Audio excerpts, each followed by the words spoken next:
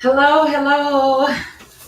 How is everyone doing? Come on, y'all, join in, join in. We're so excited about tonight. Yes. Join in, join in. Leave us a comment, let us know where you're at, who's joining in. We're so happy to be continuing this discussion on something that's very important to the community, to all of us. We have Writers Against Racism. That's the theme tonight. And we have some amazing writers who are going to be presenting their wonderful, wonderful work. Pieces, yes. Come into the comments so we can say hi. Anyway, we're the Real Ebb and Flow. We're just a happily married couple living in South Carolina. We have a big family, 5 children, 4 boys and 1 girl. And this event was prompted because of those beautiful children that I have. I want them to be safe. I want them to grow up in a world where they're not going to be targeted. They're not going to be suppressed or depressed. I just want them to see their full potential. So I think it's very important that we all come together and talk about this thing called racism and how it is affecting our society. And one of the ways that that stuck out to me was writing, because history has been made with the words of people who are sharing their stories, with great speeches, and political leaders who stood up against civil unrest and all the bad things that were going on during the civil rights movement. And so I feel like it's time for all of us now to come together, and we're making progress. Things are changing, but we still have work to do. So I'm not going to keep going on and on. I have some amazing writers who have a lot to say, who have a lot of knowledge on this subject, who have dedicated their work to this very topic, and they're going to be presenting for you today. And I'm just going to bring everyone on just to kind of introduce themselves, and then we'll get started. So everyone, please unmute your mics and make sure that your video is on.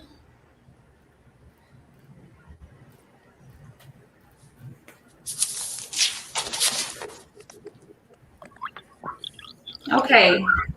And Ms. Cleo, would you mind just introducing yourself to everyone and letting them know who you are and why this is so important to you?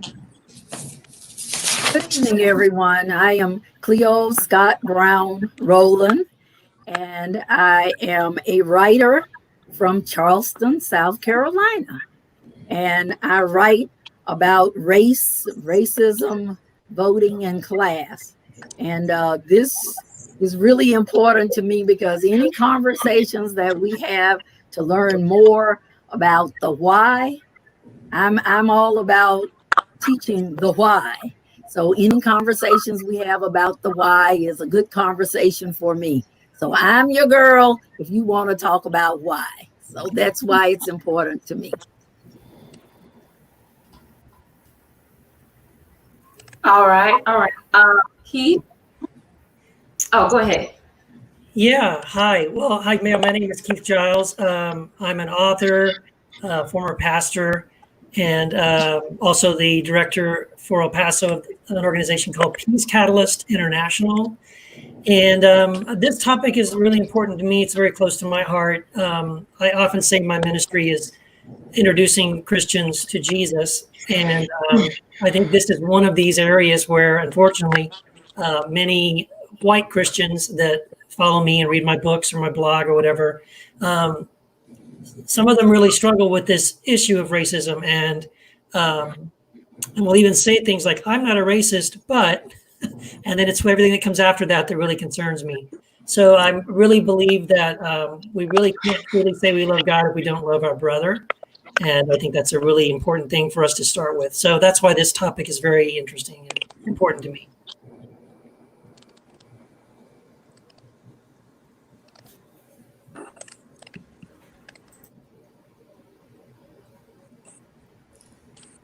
Thank you, Keith. And December, I'm sorry. You go ahead and introduce yourself as well. Hey everybody, what's up, family? This is December Rose. Um, I'm an author and a poet, and I'm the pastor of the Rock Worship Center in West Union, Oconee County, South Carolina. And I'm on here. I just feel privileged to be a part of such a wonderful panel of speakers and writers, just to share my heart, just to share what the Lord put on my heart for tonight. And I'm just excited to be a part of it. So let's get into it.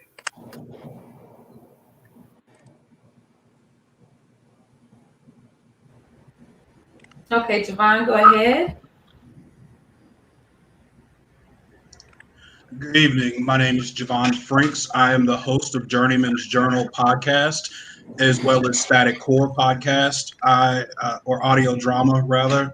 And I just want to say thank you for the opportunity to share my thoughts and ideas with this phenomenal group of writers and creators. I believe there's a lot of power in the stories that we tell, whether they are real life stories where we reach back to the memories of our ancestors, to our elders, to even reaching forward to the stories of our current generation and the generations coming up behind us. And even in the fictional stories that we can envision and create the worlds that we want to live in and use those as a guide for how we move forward.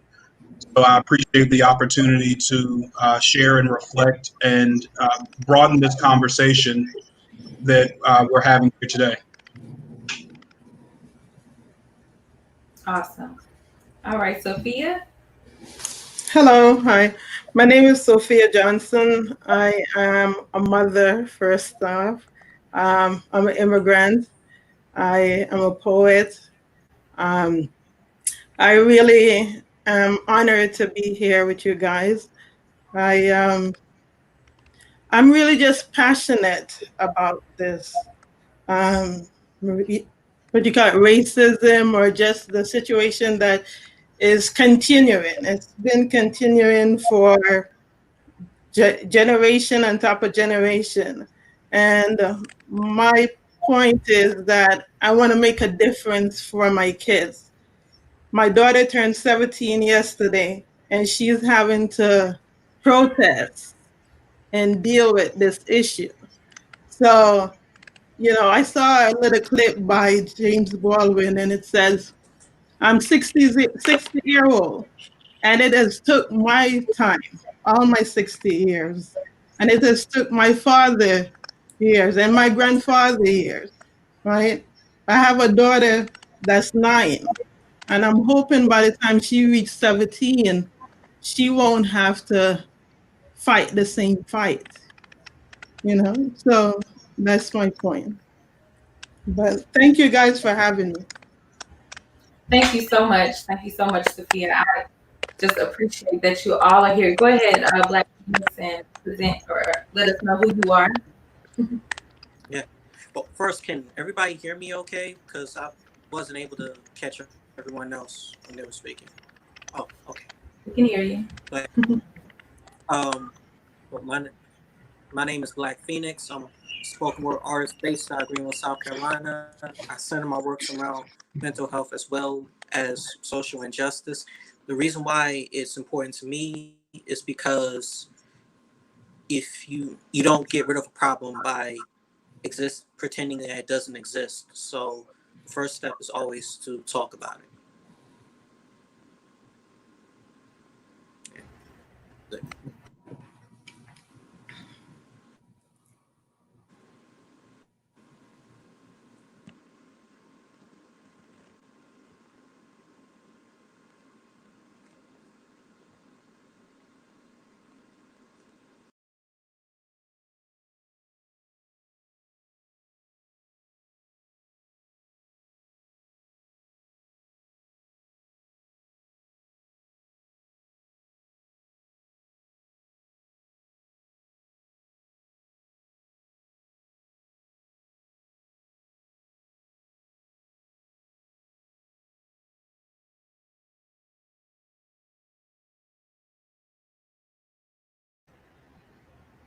Okay, I apologize about that. So yes, I just wanted to say that I'm so excited and grateful that all of you have chosen our platform to talk about this thing and to present your works. And we did have several other guests who weren't able to attend. They had some things to come up, so they won't be here this time. But hopefully on the next go round, we'll get everyone involved.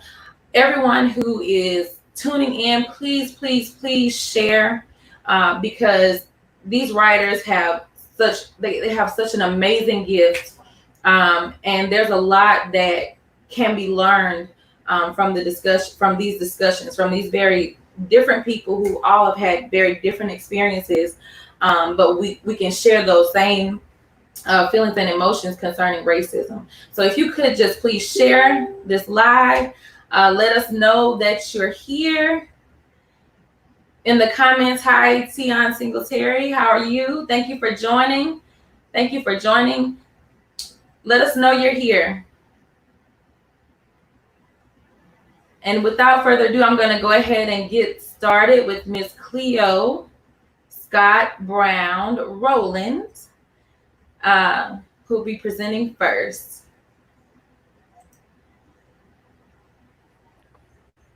Okay, good evening, everyone. I decided last time I presented something really serious, so I decided this time to do something a little lighter. I do a lot of work related to race and racism. Ever since the murders in Charleston, there has been a continual dialogue on race and racism, and I am involved in that work. So as I go out and speak related to my two books, I get to talk about a problem that I'm going to read about tonight. And my piece is called The White Test.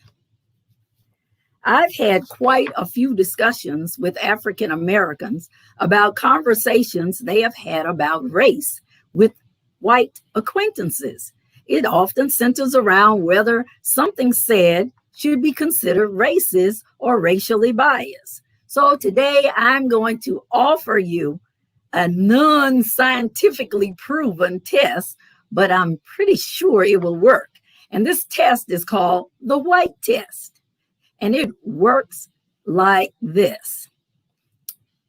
When your white acquaintance asks you about a situation, or you just think maybe you need to check them on something they said, then you could just ask them, if a white person was doing this, would you think and feel the same way?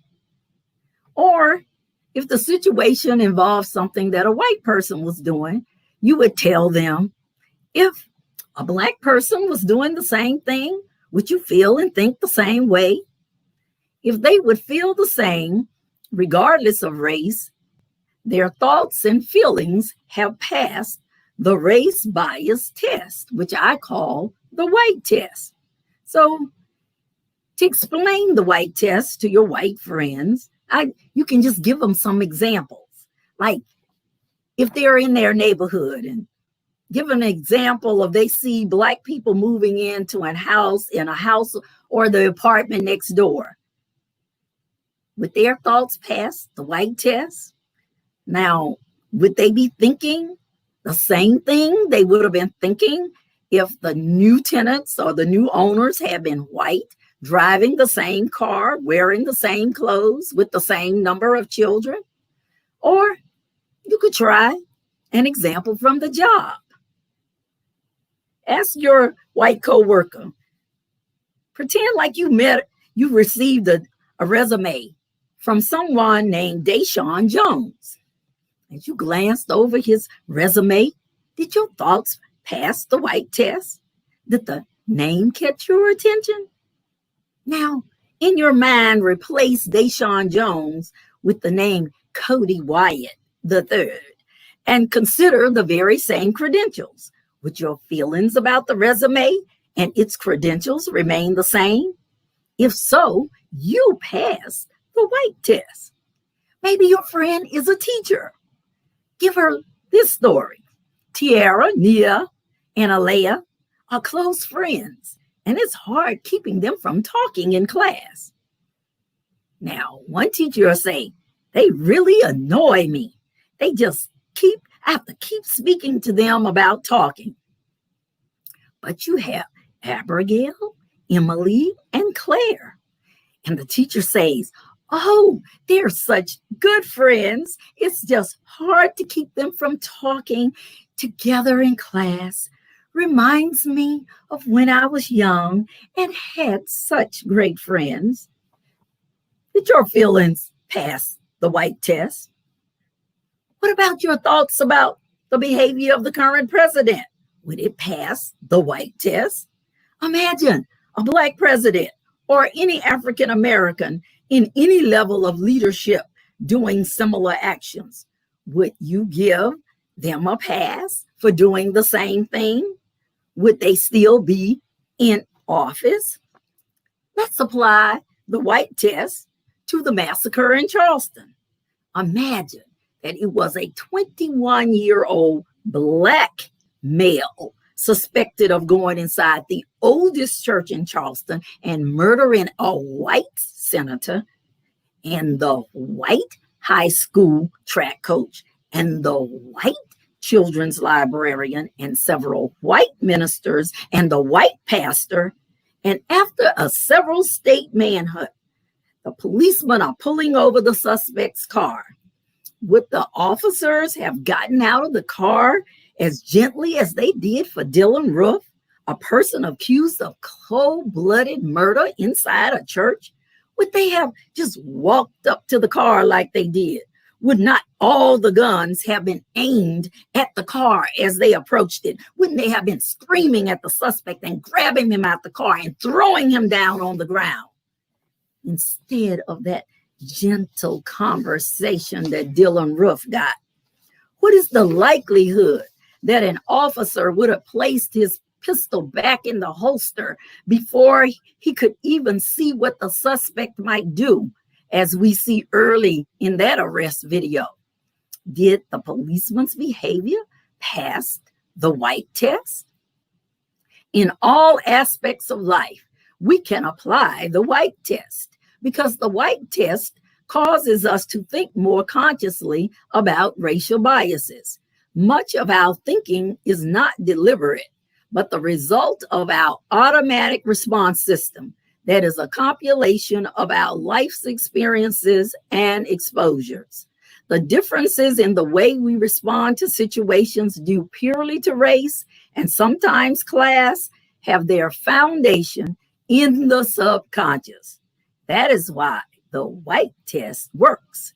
It gives an easy way to analyze one's thinking and put the subconscious to the test. So the next time you find yourself in one of those situations with a friend or a coworker, don't argue. Just say, let's try the white test. Once you explain the test once, then for all future conversations, you can just say, did you white test it? Thank you.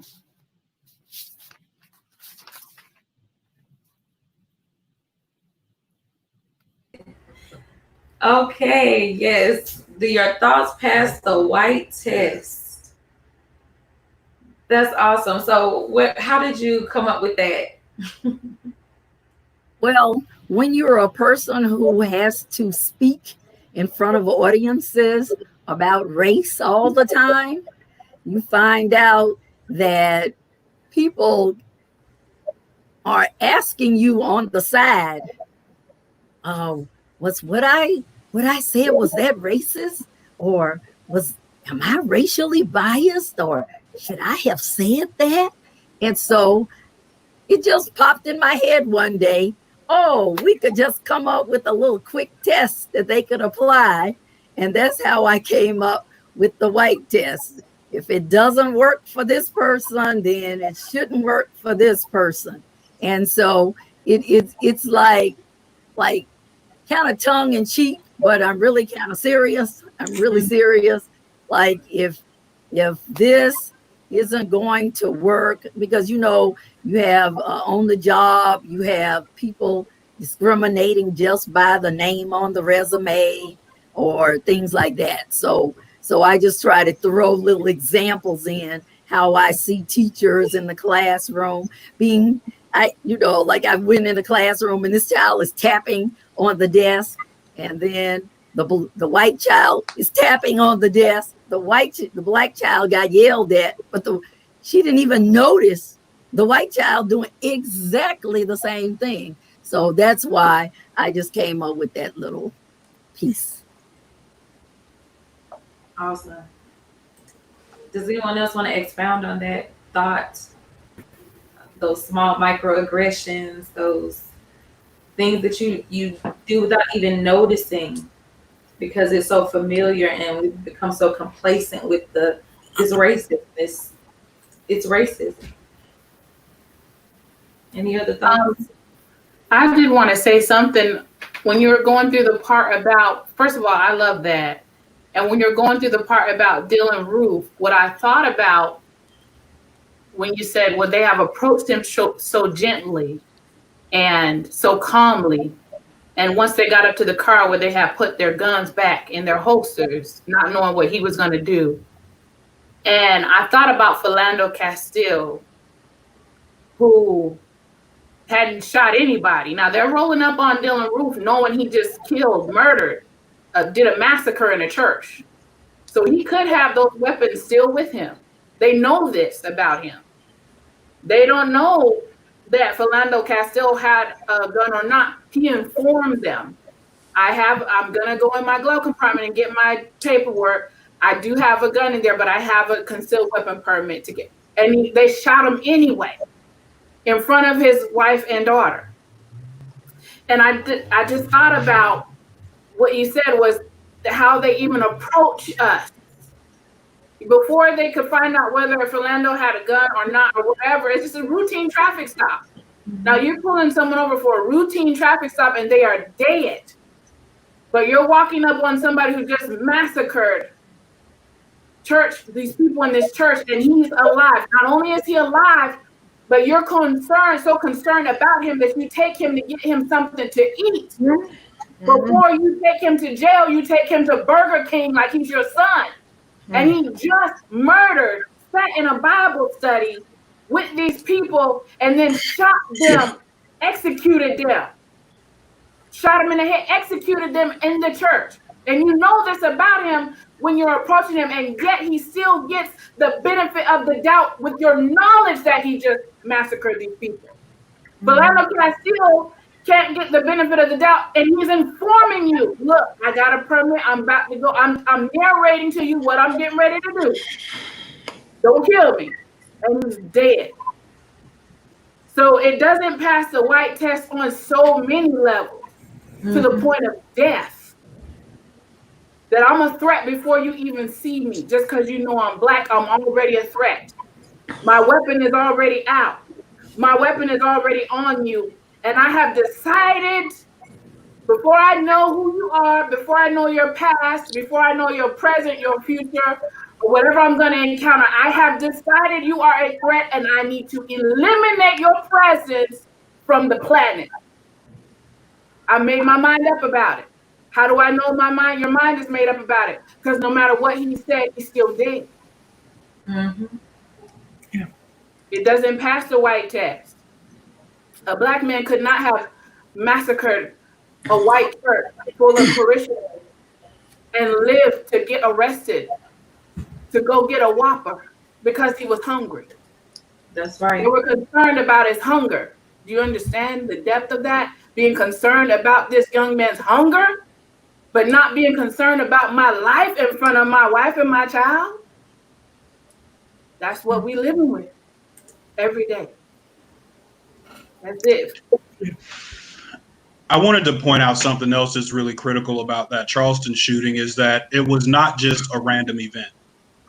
Mother Emanuel AME Church was a bedrock, a cornerstone in the community, and had been for many, many decades, and was a cornerstone for the civil rights movement, not just in the 60s, but well before that. And it wasn't just anybody that was killed. It wasn't just faith leaders that were killed. There was an elected official who was killed. This was a targeted assassination of a U.S. representative. So, I imagine for a moment if it had been somebody from Al Qaeda or a terrorist organization, quote unquote. So the true level. I mean, this is a truly heinous attack that was orchestrated. Not just he randomly walked into a church and decided to pray with these people and worship with them, and then assassinate and murder them. This was really a terrorist act. So I think that's a really critical point of understanding, because America goes to war over terrorism, don't we? I mean, after 9/11, we went and started bombing countries that had nothing to do with 9/11, even when we knew that they were not involved. So the radicalization process of the person who committed that act, it raised a lot of questions that don't want to be resolved in terms of the process by which they were radicalized online, connecting with groups who are pernicious across the internet and spreading the kind of ideologies that lead to that sort of violence. And I just think that point cannot be overstated. When you talk about the white test, when we're out protesting for Black Lives Matter and against police brutality, there is a presence of the riot police show up. They show up ready with tear gas and rubber bullets, and rubber bullets are not tiny little pellets. Rubber bullets are shot out of a grenade launcher. They come prepared and too often to use violence. When white people show up at Capitol buildings armed with assault rifles, the very same kind that are used in these massacres, they're given wide berth. They're given police escorts in some cases. So it is when we go from the individual level to the state level to the federal level as to how these incidents are responded to, they don't pass the test at that level either. So I think that it's an important test to consider. Yeah. I want to also just add on to that too. I was trying to use that exact situation to explain to some of my white friends what white privilege is, and just like Cleo did, to say, so look at what happens when white men, armed with automatic, semi-automatic rifles and weapons, looking like they're going to battle, hundreds of them, show up at the Michigan State Capitol and storm the Capitol, also in Kentucky, state capitol, both, to protest. They're met by police officers who are not dressed in riot gear, who do not fire rubber bullets, do not shoot tear gas. And not only are they allowed to behave this way, you got to remember what they were protesting was they didn't want to wear a mask. They wanted to go get a haircut. And then, a few weeks later, peaceful, nonviolent, unarmed people of color largely go and protest in some of these same places, large cities. They're singing, they're lighting candles, they're praying, and they are met again with police officers dressed for war, wearing full tactical gear, and they're tear gassed and fire rubber bullets. I mean, it'll just show you right there. I mean, we have a very vivid, very recent example of exactly what this white test is we're talking about. It's not a mystery, and it's not random, and it's right in front of us, and it's definitely something real. I'd like to just also point out to you young'uns that might not know that organization that radicalized him, that is the baby of the organization that was the terrorist organization to my daddy.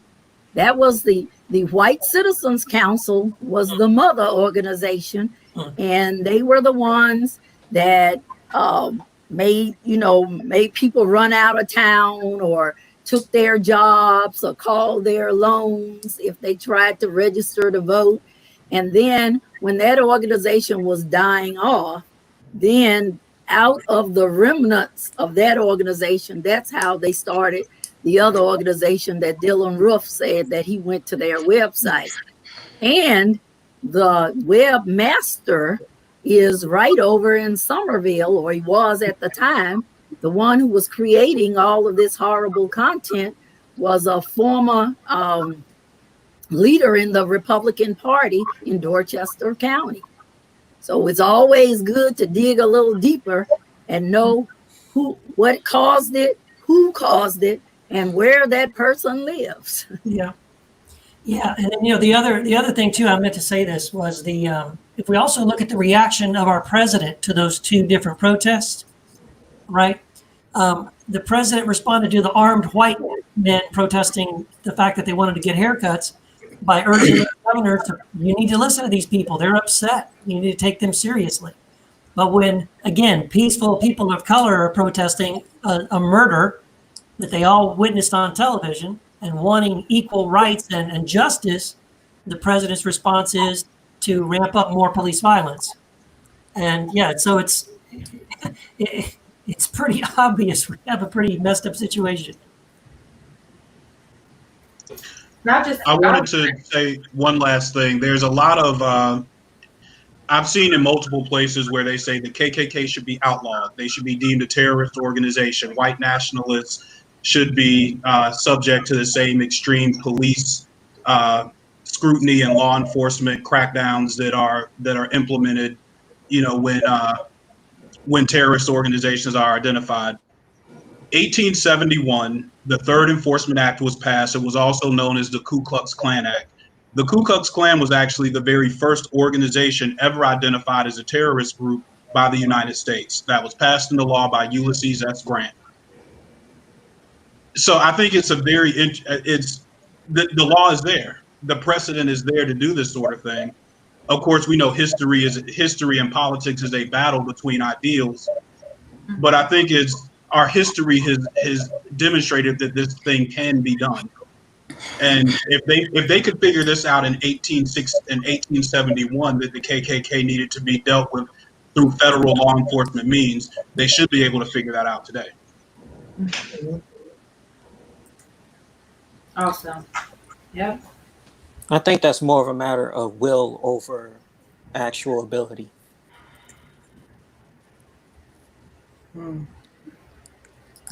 Yep.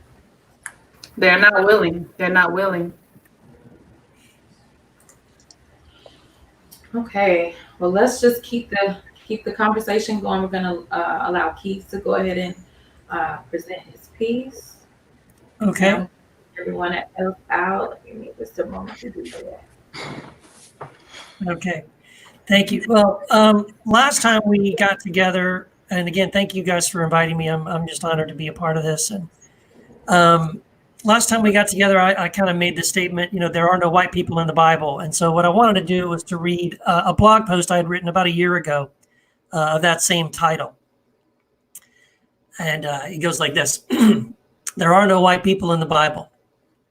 Okay, there are some white people in the Bible. Maybe if we look in the background at the Romans or perhaps some of the Gentiles in Galatia or Ephesus, but the main players, Abraham, Moses, David, Isaiah, Peter, James, John, Paul, and Jesus are all brown, Middle Eastern people. They're not white. Now, why should I even have to take time to say this? What is the point of calling this out? Well, maybe because some Christians haven't gotten the memo. They seem to think that the Bible is about white people and that marginalizing brown people is acceptable to the scriptures they love and the God they worship. So they have no problem calling themselves Christians while they support policies that oppress black and brown families seeking asylum in their nation, or look the other way while their military supports a war in Yemen where millions of children and innocent people suffer famine and disease. It's the same kind of mindset that fuels people like the shooter at the synagogue in San Diego, or the Tree of Life synagogue last October, or the shooter at the New Zealand mosque a few months ago, or the shooter at the Mother Emanuel Church in Charleston, South Carolina a few years ago. You get the idea. Some American Christians even think it's okay to run down a family with your car on the way to your Bible study group because, quote, they looked Muslim. And when you're done, you can get out of your car saying, "Thank you, Jesus. Thank you, Jesus." The real irony is, if Jesus and his disciples had been walking along that same road, there's a very good chance this same man would have run over them too, because they would certainly, to his American eyes, have looked Muslim. Now, in that particular case, the irony is that the Christian in question wasn't white, but it still testifies to our Americanized version of the gospel that allows us to hate those who are not like us, and to even believe that Jesus would bless that. Now, you might say, "Keith, the gospel is not about race. The kingdom of God is made of every tongue and tribe and nation. Why are you making this about race?" Well, see, I'm not the one making it about race. I'm actually trying to speak to those who do make it about race, to help them see that Jesus is brown and every major person of faith in the Bible is brown, and that we need to learn to love all the colors of the rainbow. Remember that song you learned in Sunday school? I wonder sometimes if the real reason some Christians get upset when I post statements like this one, it's that they don't like the idea of being the minority within their own religion. We in America especially tend to want to be the stars of the show. We're not comfortable being an extra in the background. We want to play the lead role and take the spotlight. Unfortunately, our minority status within Christianity isn't limited to the biblical side. We're also not the largest group of Christians on the planet. Most of our brothers and sisters in Christ across the globe are not American, and that means they're also not white or capitalist or Republican or Democrat. But if we were really following Jesus, we would be totally okay with all of this, because Jesus tells us several times in that brown-skinned gospel voice of his that the greatest among us is the slave of all, that the first will be last, and to put the needs of others over our own is our highest calling. So it's actually really great news that there are no white people in the Bible, and that's as it should be. We are tiny white sprinkles in a sea of black and brown and yellow and red. Our place is at the bottom, not the top. Our goal is to lift up those who are different than we are. Our mission is to love everyone we see, even if they're not like us, especially if they're not like us. Let's celebrate the beautiful diversity of the multicolored body of Christ. Because as Paul reminds us in Galatians 3:28, now in the body of Christ, there are no longer any Jews or Gentiles, slave or free, male or female, for we are all one in Christ Jesus our Lord.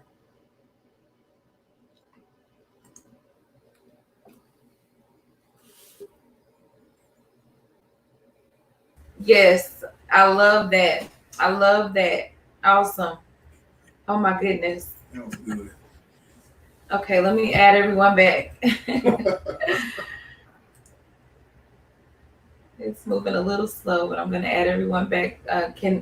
That's a big thing for me, because I feel like racism has become political when it's not a political issue, more so than it is an issue with humanity, with our morals, with our ability to coexist with everyone here. And everyone's not going to be Christian. Everyone's not going to be Republican. Everyone's not going to be a Democrat. And we can't assume that just one of those ways is the way to fix this problem. We have to be able to come together with everyone. Yeah. And fix the issue. So yeah, I love that. Thank you. Yeah. Does anyone I else have love any? that one. I love that one too. I want a copy of that one. Okay. But it's also great to see white churches starting to talk about race. Mm-hmm. It's like the last group. I mean, here in Charleston, where we've been doing the Race Equity Institute training, we could get everybody there except the faith leaders. And so this is exciting, because my son, who plays for a predominantly white church, plays music for a predominantly white church, told me that last Sunday they started on a series called Undivided. And there are 24 churches in Charleston that are discussing race. And so I your work is needed at this time, because now people have an ear to hear. Mm-hmm. I really hope so. Well, some people have an ear to Yeah, hear. some people are. Some people are. I think my personal struggle is I sometimes get too focused on the ones who don't want to hear, and I probably should spend more time focusing on the ones who actually do. Mhm. Yeah, that's been a big part of my journey with all of this, and I think a lot of Black people who find the issue with racism face that too. Is that you get to a point where you don't want to explain it anymore. There's so many resources out there. There are those who want to know, and there are those who want to remain ignorant, or maybe not even ignorance. They just don't want to change. Yeah. So I think our big objective is to grab those who understand and who are willing to put in the work that it takes to change it, and that'll be the majority of us at some point. So I love this. Any other comments before we move on? Real quick, I just wanted to say, when Brother Keith first started out, he said he's something in the business of introducing Christians to Jesus. And then just him coming flat out and saying there's no white people in the Bible. That right there is a shock to the system already out the gate, because Christianity has also been a very essential tool in systemic racism as a whole. The faith of Christianity, the religious system, has been used from slavery, before slavery, up through today, to whitewash our Savior and the Christian experience, and to also to use that to get us to assimilate, first into to mold us into the role of a slave, and then from then forward to cast us as the other. I remember it wasn't that long ago, and I'm gonna get off here real quick, but there was was it Megyn Kelly that was going on about Santa Claus is white on Fox News? Yes. And I was so tickled by that, because symbolically Santa Claus kind of represents Jesus. He's making a list, he's checking it twice, he knows when you've been good, and he knows when you're naughty, he knows when you've been nice. Symbolically, Santa Claus represents Jesus. And like we all know, Santa's not real. Hopefully there's no little kids listening that are under that impression, but we're keeping it real on the night. But symbolically, he represents Jesus. And the whole thing about Christianity and all that is good is white.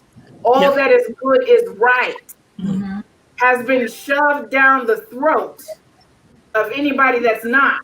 And it's the Bible and everything about Christianity is also a pillar, is one of the primary pillars in systemic racism. And I just couldn't even believe it. Was so comical to me that they would be even having that conversation, because apparently there was a war on Christmas every year.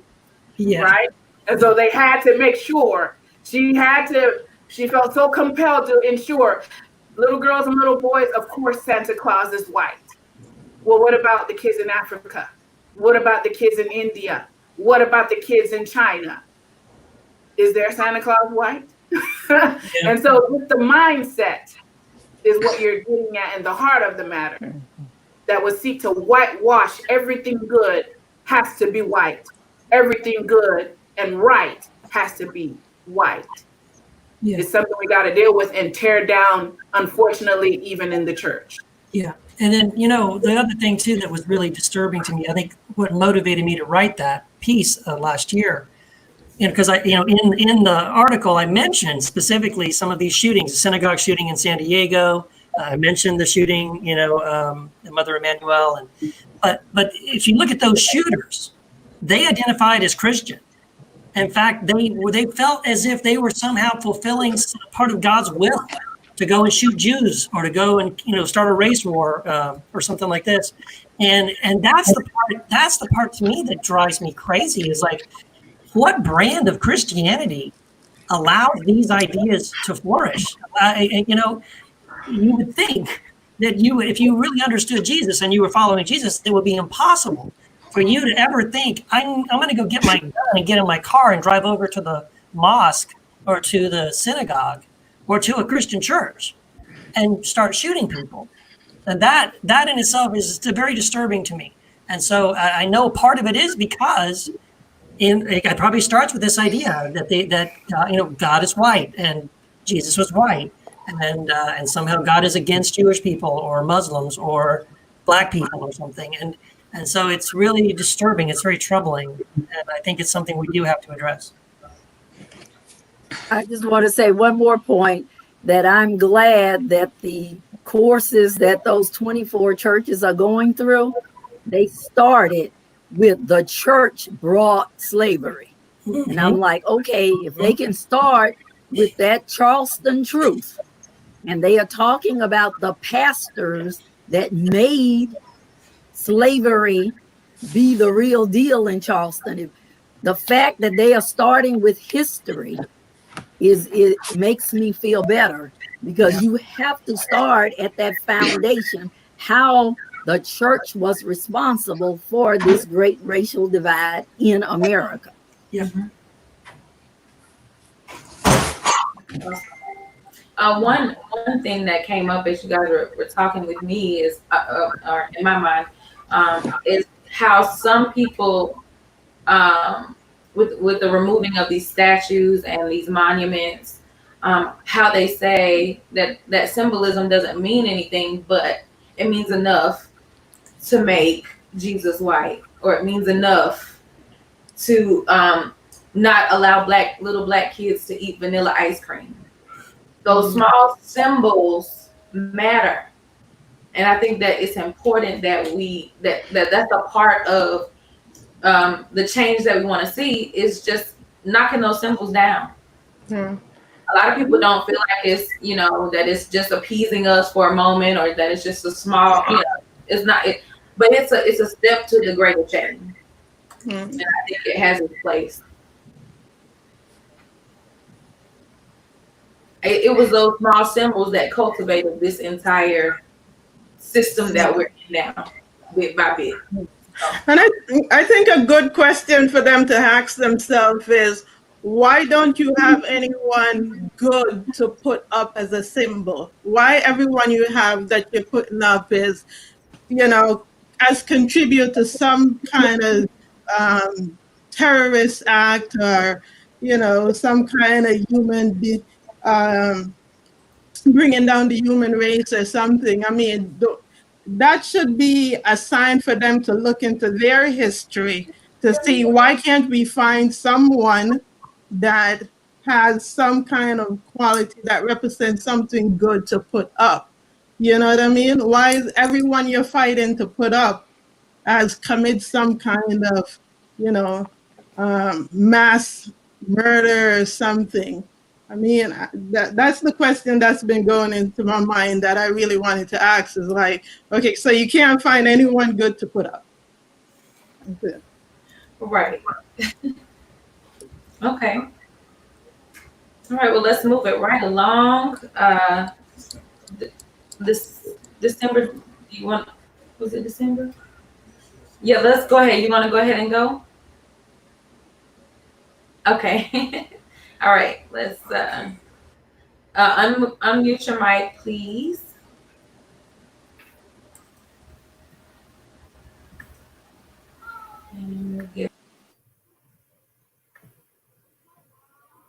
Okay. All right. Hey, everybody. It's December Rose. I want to come from a position of scripture because, it's the word. It's the word. And when we're talking about racism, we're talking about a matter of the heart. And when we're talking about a matter of the heart, we're talking about a matter of the soul. And I want to ask that you would go with me real quick to Acts chapter 10, real quick. So we're going to do like a 5-minute Bible study right here. So go to Acts chapter 10 real quick, and you're going to find an account here of the Apostle Peter. And the Lord gives him a vision. And so I want to share that with you real quick. Acts chapter 10, and we're going to start at verse 9. And this is what it says. On the morrow, as they went on their journey and drew nigh unto the city, Peter went up upon the housetop to pray at about the 6th hour. And he became very hungry and would have eaten, but while they made ready, while they're preparing the food, he fell into a trance and saw heaven opened and a certain vessel descending upon him, as it had been a great sheet knit at the four corners and let down to the earth, wherein were all manner of four-footed beasts of the earth, and wild beasts, and creeping things, and fowls of the air. And there came a voice to him, Rise, Peter, kill and eat. But Peter said, Not so, Lord, for I have never eaten anything that is common or unclean. And the voice spoke unto him again the second time, What God has cleansed, thou shalt not call common. Verse 16, it says, This was done thrice or 3 times, and the vessel was received up again into heaven. And it says in verse 17, Now while Peter doubted in himself what this vision which he had seen should mean, behold, the men which were sent from Cornelius had made inquiry for Simon's house and stood at the gate and called and asked whether Simon, which is named Peter, were lodged there. While Peter thought on the vision, the Spirit said unto him, Behold, 3 men are seeking you. Arise and go down with them, doubting nothing, for I have sent them. And listen, I want you to pay close attention right here. Then Peter went down to the men which were sent unto him from Cornelius and said, Behold, I am he whom you seek. What cause, wherefore have you come? Why are you coming to look for me? And they said, Cornelius the centurion, a just man, and one that fears God, and of good report among all the nation of the Jews, was warned from God by a holy angel to send for you to his house and to hear these words. And so listen, I'm going to skip down and tell you what happened, because I got just a few minutes. He went to Cornelius's house and he ministered to the house of Cornelius. Okay, skip down to verse 34. It says, Then Peter opened his mouth and said, Of a truth, I perceive that God is no respecter of persons. Okay, he went to the house and he ministered to these people. And then after God, the Holy Spirit came upon them, and that whole house believed, and they were saved, as you would, or they came into the faith of Christ. He said, Now I know that God is no respecter of persons. And the reason why I'm sharing that is this. Even those that walked with Jesus had prejudices. Let me tell you something. Even those that walked with Jesus, walked with God in the flesh himself, had prejudices that God had to break down. This thing can't be legislated away. We can't make enough laws to overcome the gap between someone that looks in the mirror and sees themselves and sees that they are a child of God, but looks at me and doesn't see that I'm a child of God. There's not enough laws to fix that. There's not enough rules. There's not enough police. There's not enough deregulation. There's not enough defunding to fix that. Let me tell you something. Earlier this week, somebody posted on Facebook 2 young men that came before a judge. One was a white young man, and his name was Chase Legelneitner. Look, I'm probably not pronouncing his name right. And the other was a young black man, and his name was Lamar Lloyd. Now, here's what they have in common. Both of them got arrested for armed robbery. Both of them did a no contest plea. Both of them had 1 misdemeanor prior. That's it. 1 misdemeanor prior to this. Both of them their points for whatever they rack up in the system was 138.2. Both of them. the judge, Judge Sherwood Bauer Jr. of the St. Lucie County Courthouse in Fort Pierce, Florida, this judge, who of course is white, gave the young white man 2 years in county. Gave the young white man 2 years in county, okay, for an armed robbery. First armed robbery. No contest plea. In other words, I'm saying I did it. I'm admitting it. One misdemeanor on the record prior to this, 2 years in county jail. The same judge gave Lamar Lloyd one armed robbery. No contest plea. I'm admitting that I did it. One misdemeanor prior. This same judge gave Lamar Lloyd 26 years in prison.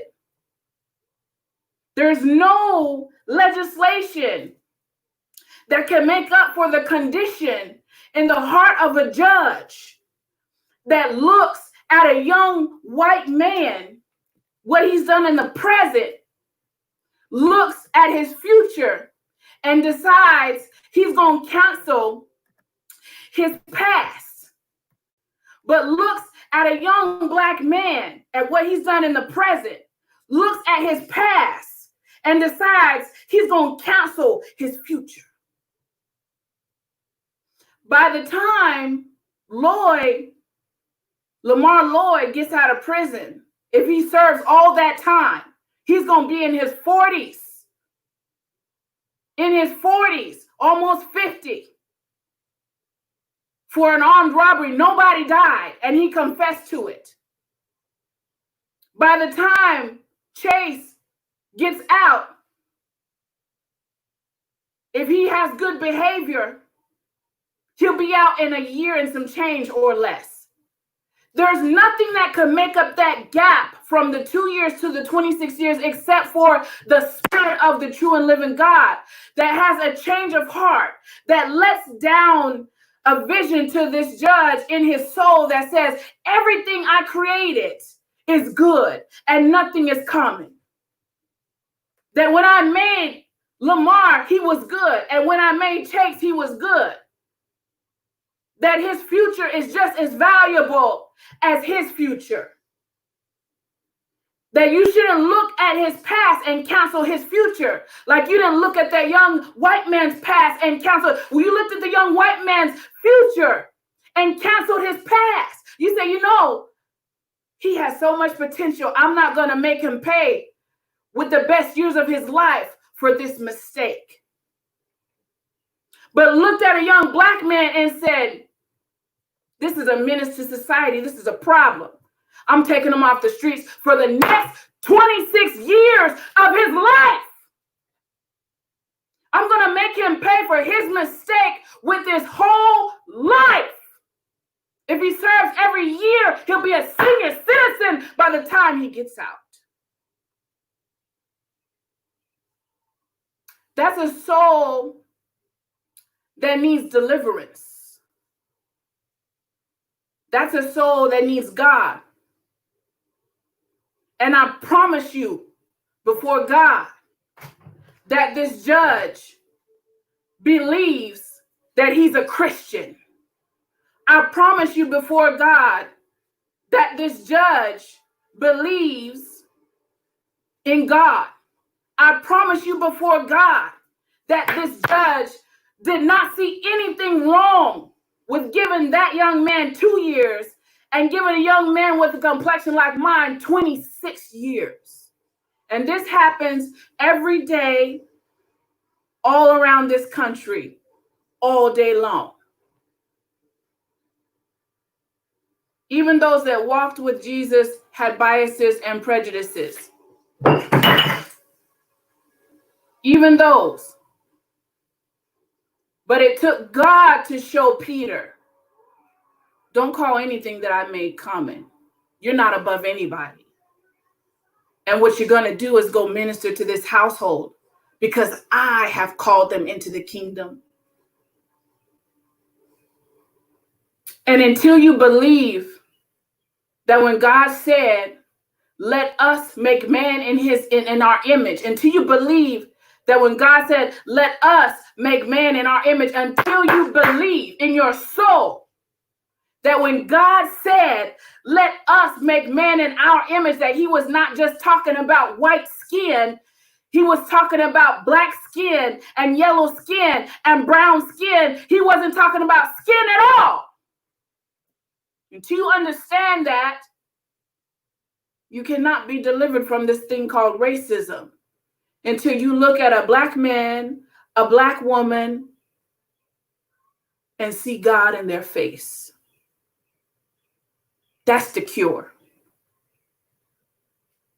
Until you see God in everything God made, you will not be cured of racism. It's a heart matter. It's a soul matter. And we try to legislate it. But you cannot legislate deliverance. It got to come from God. I love y'all. That's all I got. God bless you.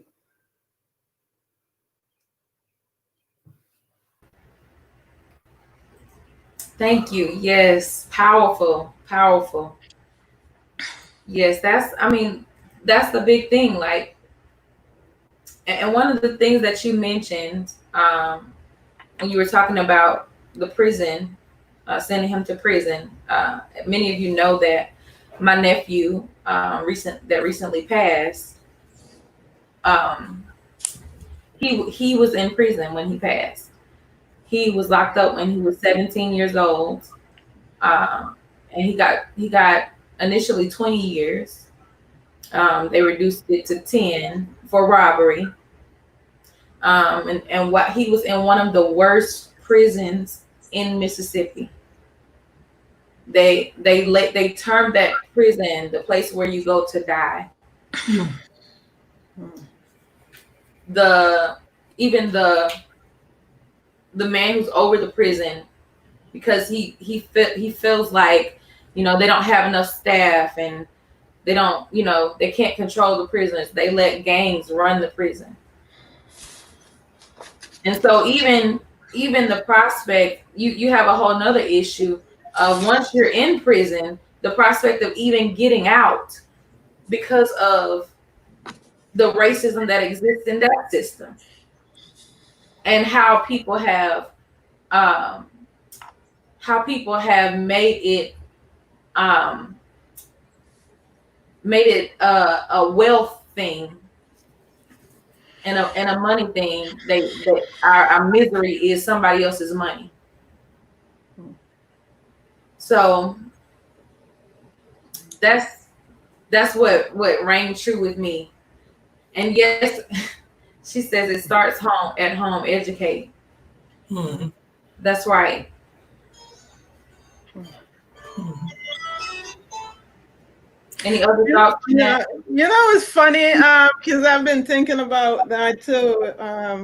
The prison issue, especially with us having to be sheltered in, and how people are protesting about being sheltered in their home, but they have no problem with locking people up, and sometimes throwing away the keys for the simplest thing too. Like, we're throwing away people who have the school to prison pipeline. We're throwing away babies, right? We are locking kids up 14, 15 life. We're taking kids out of school and putting them with people that have committed all kind of murders and stuff, right? But yet we can't stand being locked in our house for a month to save people life. And so it just shows how unjust, as Bob Marley said, man to man is so unjust. And it just showed the mentality of just thinking you're better than. Mm-hmm. Yeah. What I thought was ironic, I wish December was here, because I wanted to make this comment to her directly, but I think what I find fascinating, I agree with what she said, that it is a hard issue, but what I what's really fascinating to me is when I have attempted to engage in dialogue, especially online or on Facebook or in a group, and to raise issues about white privilege and issues about injustices like this related to racism. Many of the white people in those groups will say exactly what she just said, but they don't mean the same thing. But what they'll say is, "Oh, Keith, this is a heart issue. This isn't a skin color issue. We just need to preach the gospel." And it's just a way of sort of like saying, let's just ignore those things you're talking about, and let's just pretend that if we just sing some songs and preach some messages, it'll just make everything better. And it's not. And so my challenge is to say, I love what she said, because I think she's exactly right. Because what she's addressing is the fact that, yes, it is a hard issue. And but what she's putting her finger on is the fact that if it is a hard issue, if supposedly this is about, it's not a skin color issue, it's a heart issue, then okay, in what way will us recognizing that change something? Right? In what way will saying, with realizing, oh, this is a heart issue, you can't just stop there. I mean, if you recognize it's a heart issue, then let's see what is it that is the problem that's created when we have a problem recognizing people as someone made in the image of God, someone who is equal, that we're all equal together, that we're all in the same family. I love that she goes that extra step to make that point, because too often I just hear white people saying, oh, it's just a heart issue. It's not about skin color. And they think they've solved the problem. but you have not solved the problem. You actually you just decided to pretend that, well, let's just say that, and now everything's great. Everything's fine. Let's just all be happy. And it doesn't work that way. I feel like, you know what, some people say God, but they're talking to the devil, right? Yeah. So it's not everybody say God is talking about the Almighty God, because everybody have something. Sometimes they make God, and it's not the living God. Yeah. People make their money their God, and that's what comes first to them. You know what I mean? So that's where their heart is, and anything is that's your God, that's where your heart is. All right. So that's how I feel about that. So because you go to church and you say God, like, which God you talking about? Yeah. Who you talking about? Yeah.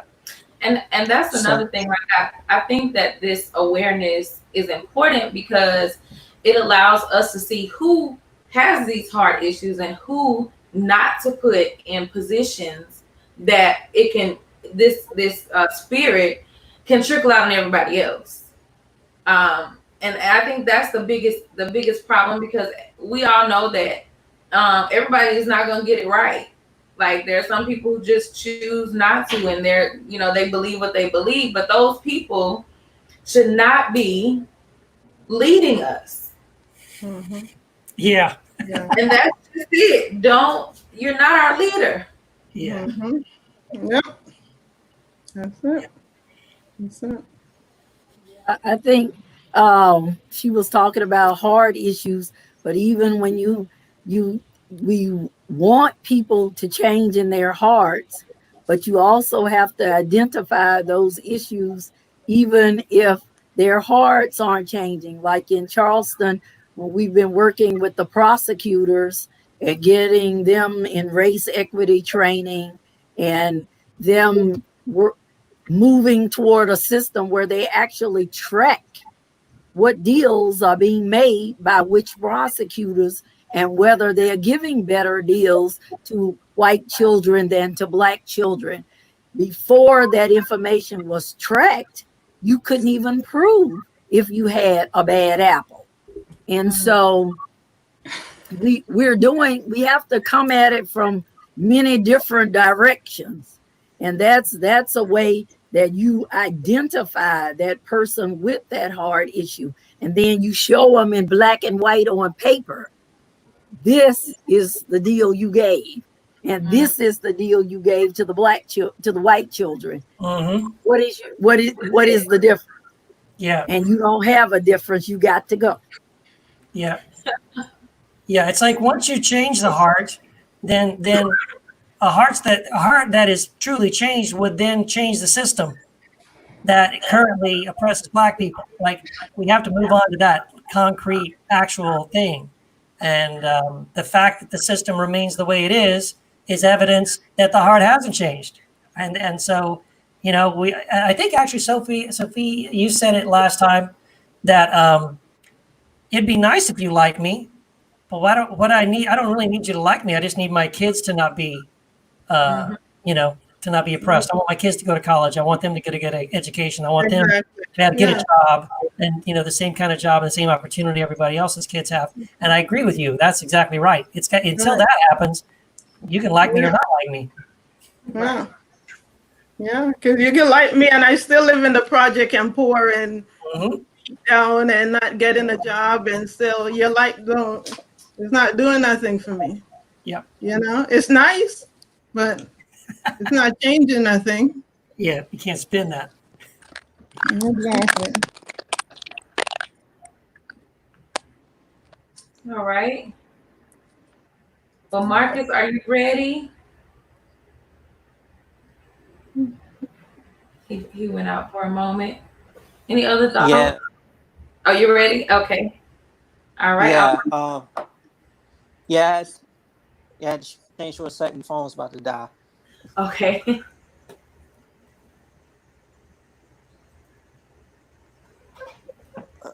Uh, so all right. So what I'm gonna do is I'm gonna do a piece I did last time, and it's piece titled N word. So a former white coworker once asked me, since we are now living in a post-racist society, is it okay for me to say the N word? And if not, please explain to me why this is such a problem. To answer your first question, yeah, the short answer is no. As for your second question, there are things that you must understand. So when it comes to the relation between Black people and white people in America, man, you know what? Forget your second question, because that doesn't even deserve an answer. Just the fact that I said no should suffice. Can't you live with the fact that I just don't want you to say it? You know what? How about just because I said so? Why does me saying no require a long, drawn out explanation of the negative context of a white person saying the N word to a Black person? Do I have to draw you a diagram, develop a flow chart, design a PowerPoint, put up an overhead projector for you to take notes and give you a pop quiz? It shouldn't be this hard to let you know the N word is off limits for you the way so many things were off limits for us, like voting for the 15th Amendment, sitting at the front of the bus before the boycotts. Hell, for hundreds of years, Black people weren't even considered human enough to be free from slavery. And after all of that, I bet you still think, since we're no longer in days of slavery, that you saying the N word should be okay.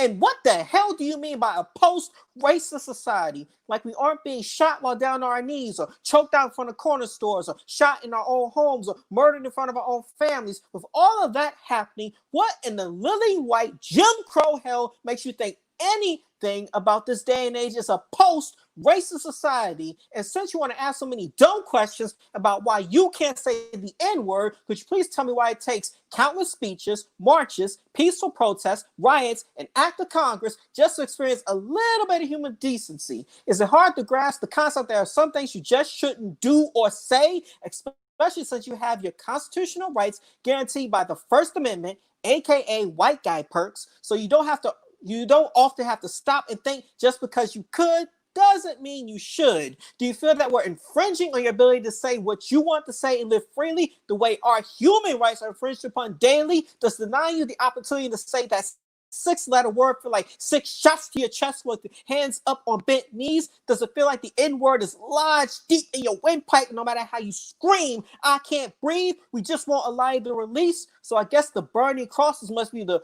symbol of your burning rage, with the white hoods over your face serving the purpose to hide your grief and shame. Or maybe you think I'm overreacting and I shouldn't be so hard on you. Psych! You deserve all of this smoke. It's that piece.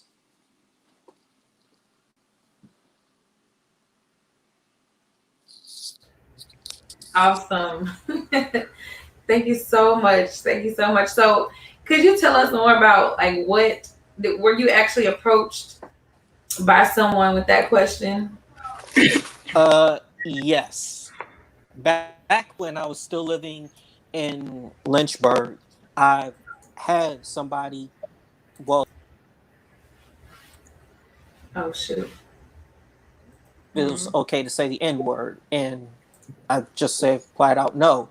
Then they try to ask me no. Excuse me, they try to ask me why it wasn't okay. And I just said after that, I don't have to explain myself. Just know that the answer is no. Mm. And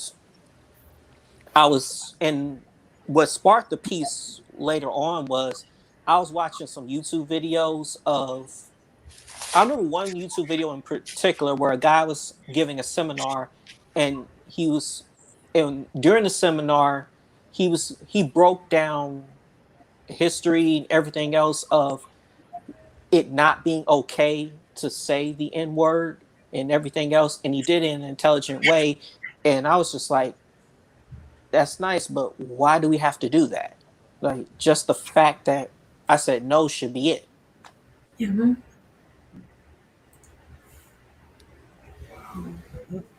Right. That's right. Because our voice matters. Yeah. That's it. Any other comments? Yeah. I mean, that word, it's not a word that me myself, use or grew up using, but my thought on it is like, I feel like nobody had a problem with it until these young black boys start using it. It's like everyone was using it.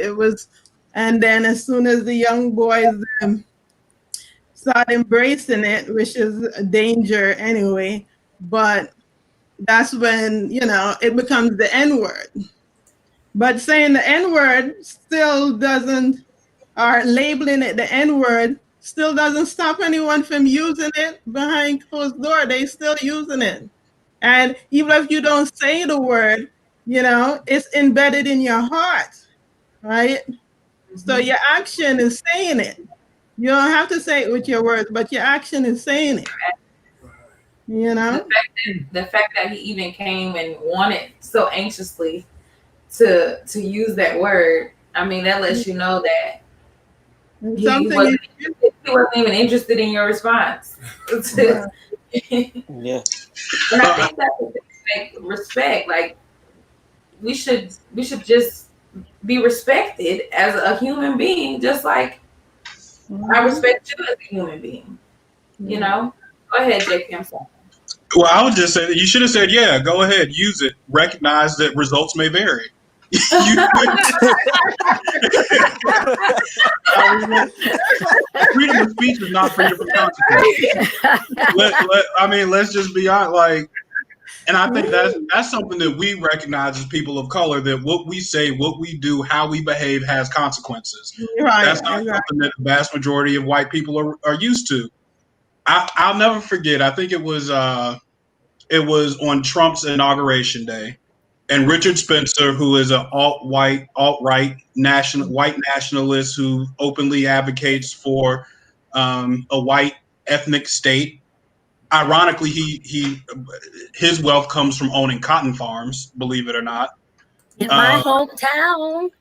okay, so he's delivering a speech, or he's making comments um, about the election of President Trump and how that's a win for his white racist ideology, and another white person came up and sucker punched him straight in the face. Oh, I saw I that. mean, I get like I think that to say that I'm not going to say I'm not an advocate for violence, or Mm. I'm not going to say that I guess.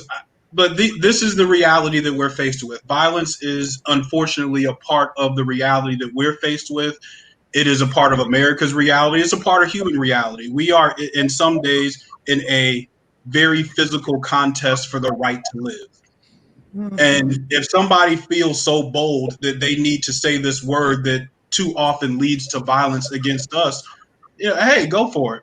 But I can't guarantee you. I will not guarantee anything that happens after that. So hey, if they want to say it, say it. But they should say it with full recognition that it comes with consequences, just like all the words that we use. Mm-hmm. Right. And I do think me and Leonard always say this because we're from Mississippi. That's our home, where I believe that racism is very open. We all know who's racist, and there's just a clear divide, between the races there. Whereas in some places, in South Carolina, I believe, it's not as evident. It's not as clear. Um, they might not say the N word, but like you said, their actions do. And it gets into that systemic part of it. So sometimes, I would much rather know who you are Mm-hmm. than trust you with my children or my Mm-hmm. livelihood, and underneath your this person who hates me. So sometimes I like when people reveal who they are. Right.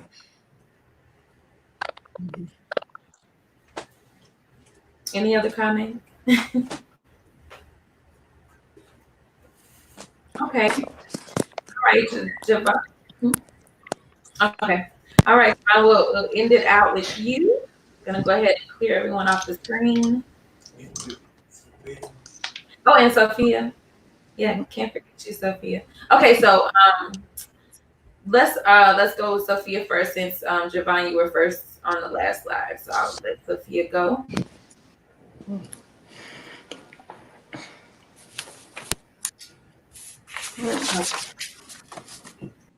Okay. Are you ready? Hello. So, and you guys bear with me for a second, right? So I feel like I'm gonna do two pieces that I have that I wrote. One I wrote specifically for this, and one that I wrote a while ago. But I think I have a book coming out, and the name of it is Truth is Consciousness, right? And I think we need to talk. When we're talking, it has to be an honest conversation, right?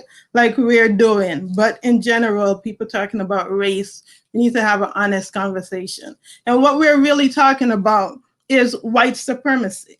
That's what we're talking about, is white supremacists and the mentality of white supremacists. So you may not be in the Ku Klux Klan, you may not be a white in the organization, but you have the mentality of a white supremacist, right? And it's causing me and my family problems, right?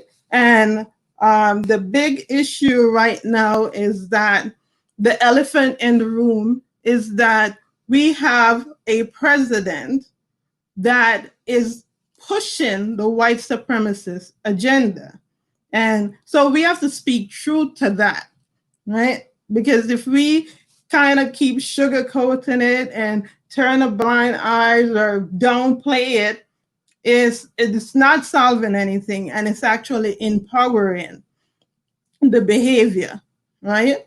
Because that exactly is what he's doing. And he's not hiding it either. He's not ashamed. He's not going around the corner. That's the agenda that is being pushed right now. And so for me as a mother, it's scary. It's scary.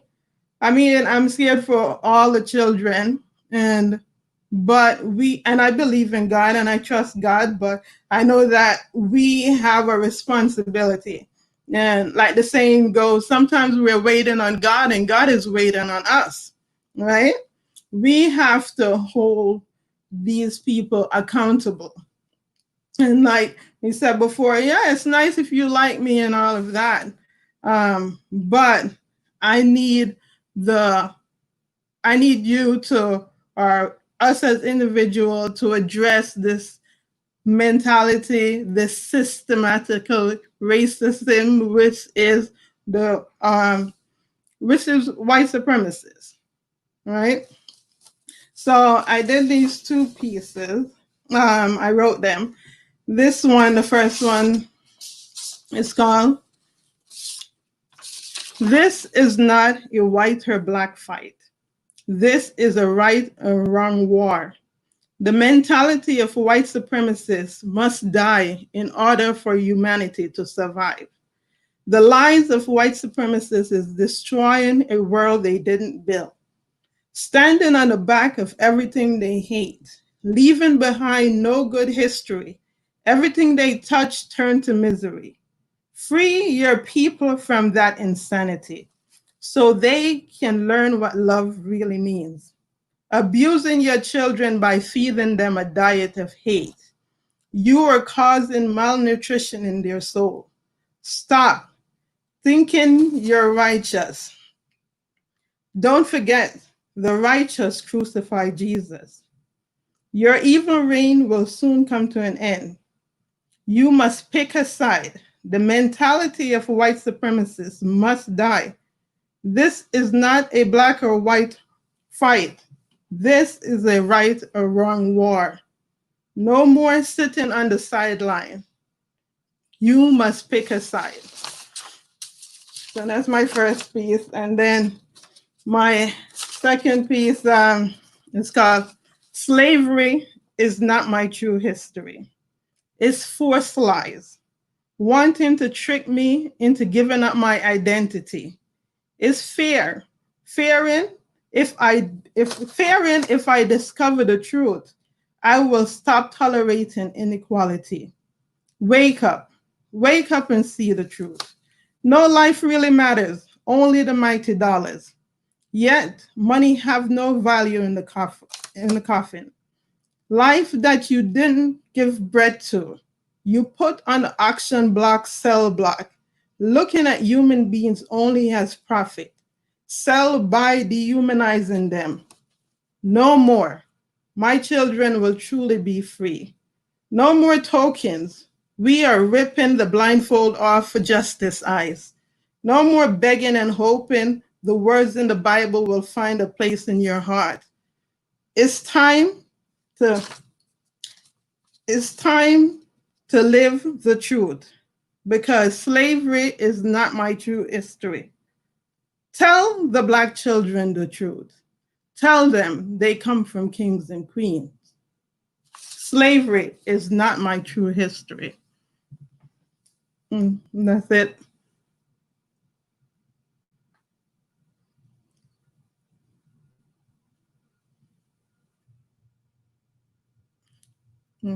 Uh, Awesome. I love it. It's not my true history. And I think it's important to, like someone said in the comments, we have to teach our children. We have to teach our children their true history, because I remember growing up and learning in history. That was one of the classes that even though I was a straight A student and I loved school, that was one of the classes where, because I could not see myself represented in any kind of positive way, I had no interest in. I didn't want to learn about anything that was there, because it was the only thing that I knew about who I came from was slavery.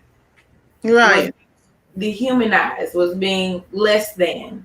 And I couldn't even, it's hard to even ask the legacy, to see it in the legacy of your family, because slavery robbed us of that legacy. Where a lot of us can't trace our relatives back 2 or 3 generations. It gets lost. There's nobody there to ask, or to glean from. So but America created this culture for Black Americans where where do we come from? And you know what? It's that it keeps getting stolen, right? So it's not that it's not that slave got here, or let me rephrase that. It's not that they stole Africans and bring them here and they, enslave them. Is that they keep stealing away the history. So as you're building, they're stealing, right? So every time I look at the story, and I was thinking about it, like even a lot of movies and stuff that we see, it's like our stories are always being told so sad, right? Our stories are always so, my kids are so funny. They're like, oh Lord, mom watching another slave movie again. even when it's not a slave movie, right?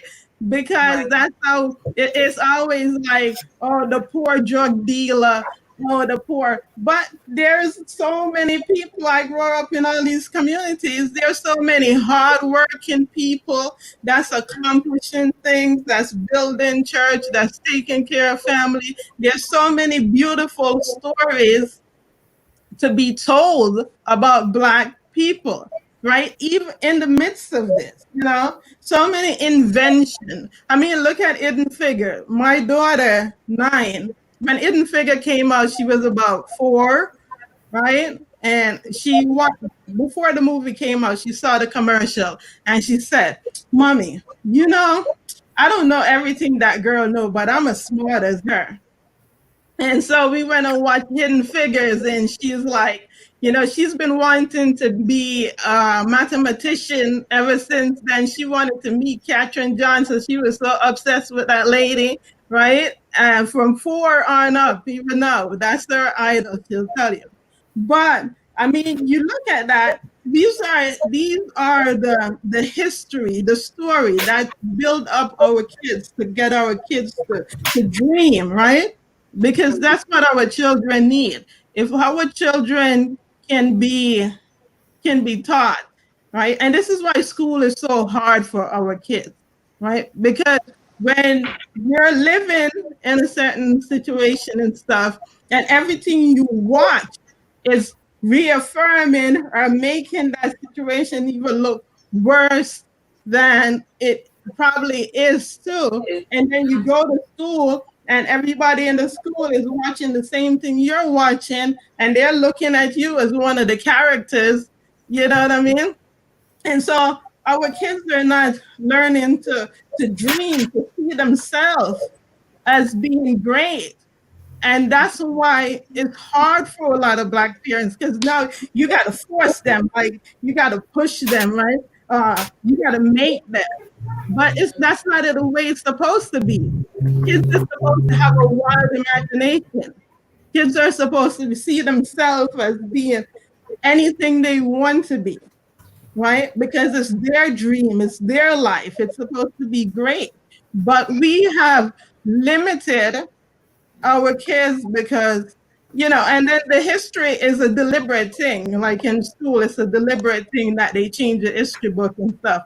But I think that's where we have to take our power and control and tell our story and let our kids see themselves.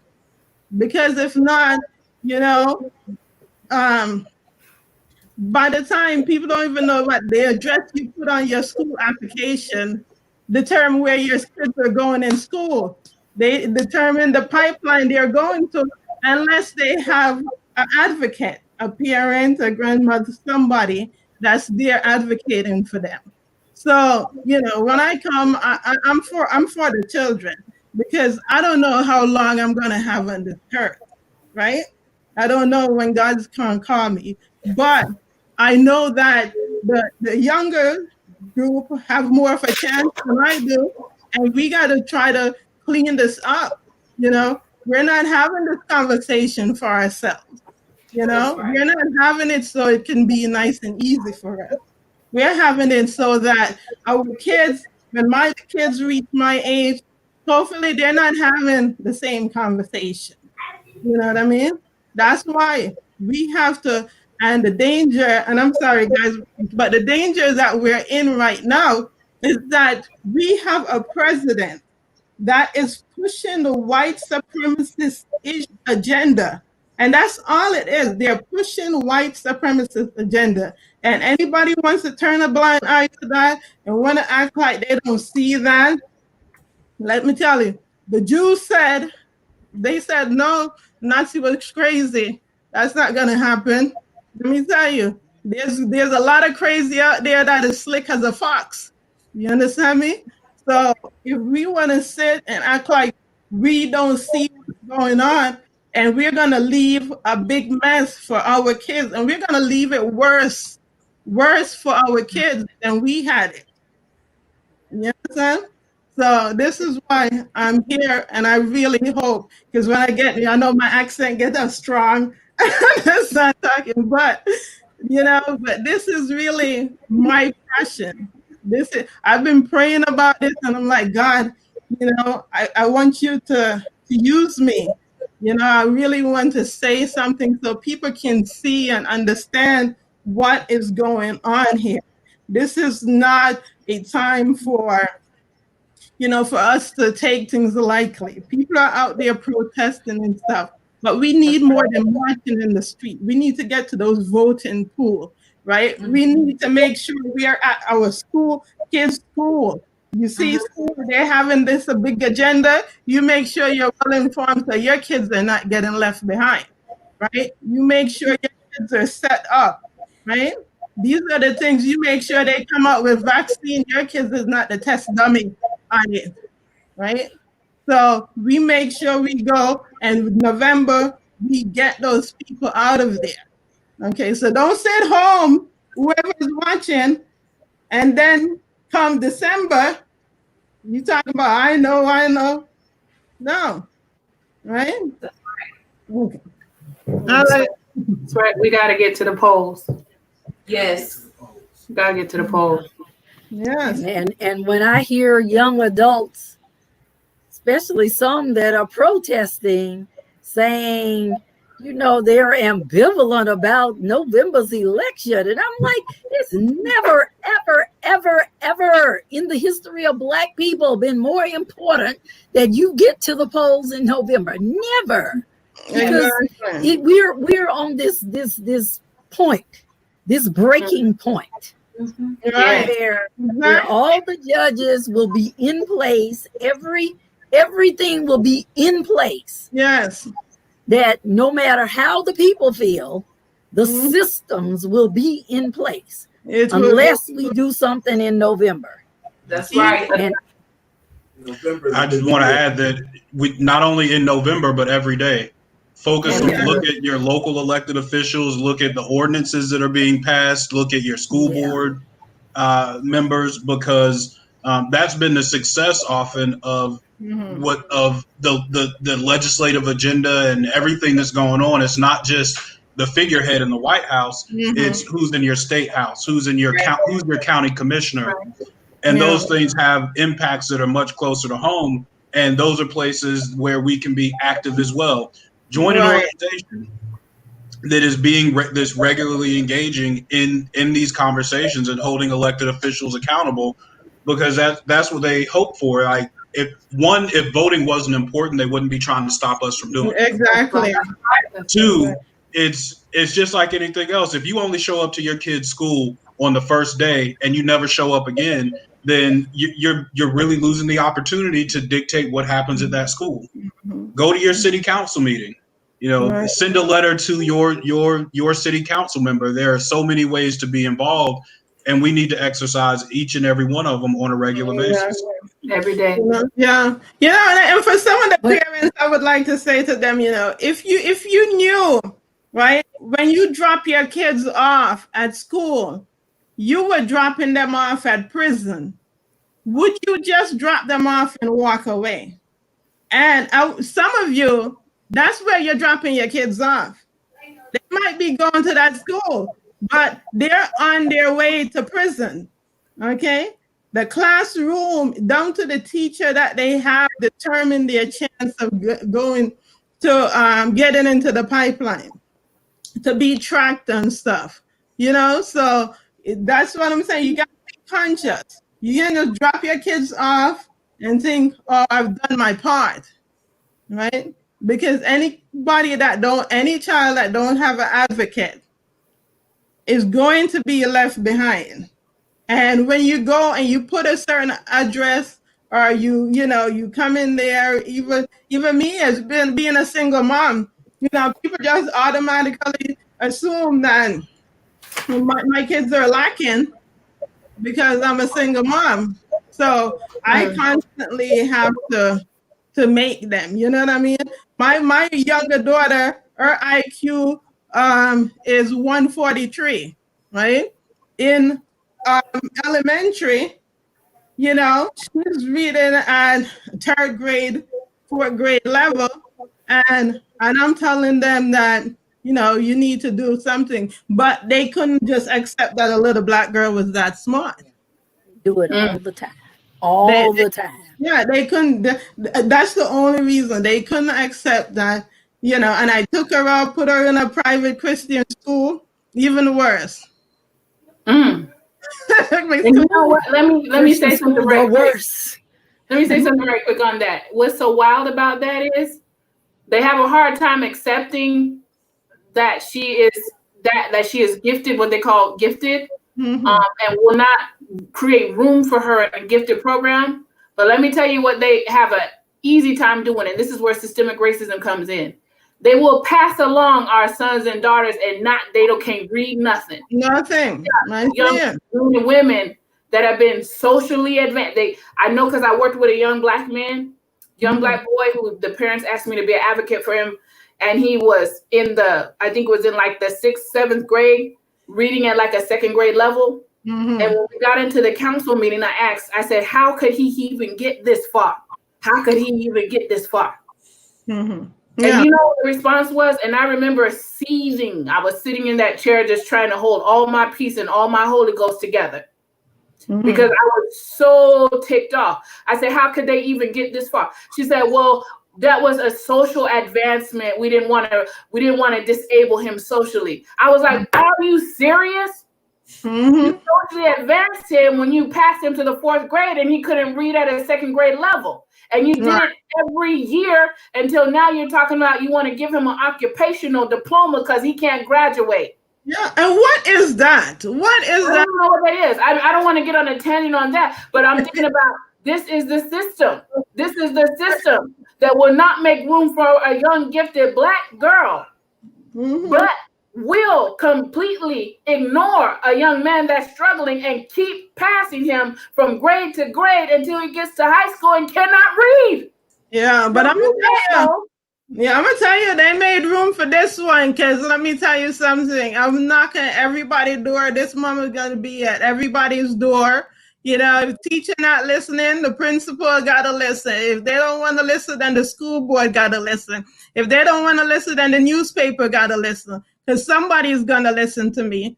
Because God placed my child in my hands to take care of, right? It's his child, and he loaned her to me to take care of her. So I'm going to take care of her. And I'm not going to listen to what any of these teachers got to say, right? Because I understand it's the hardest job, but I understand that a lot of them, their mind, they haven't been exposed either. They haven't been exposed or learned to deal with diversity and stuff like that. And we don't think about our children emotional welfare too. Like kids are sitting in class.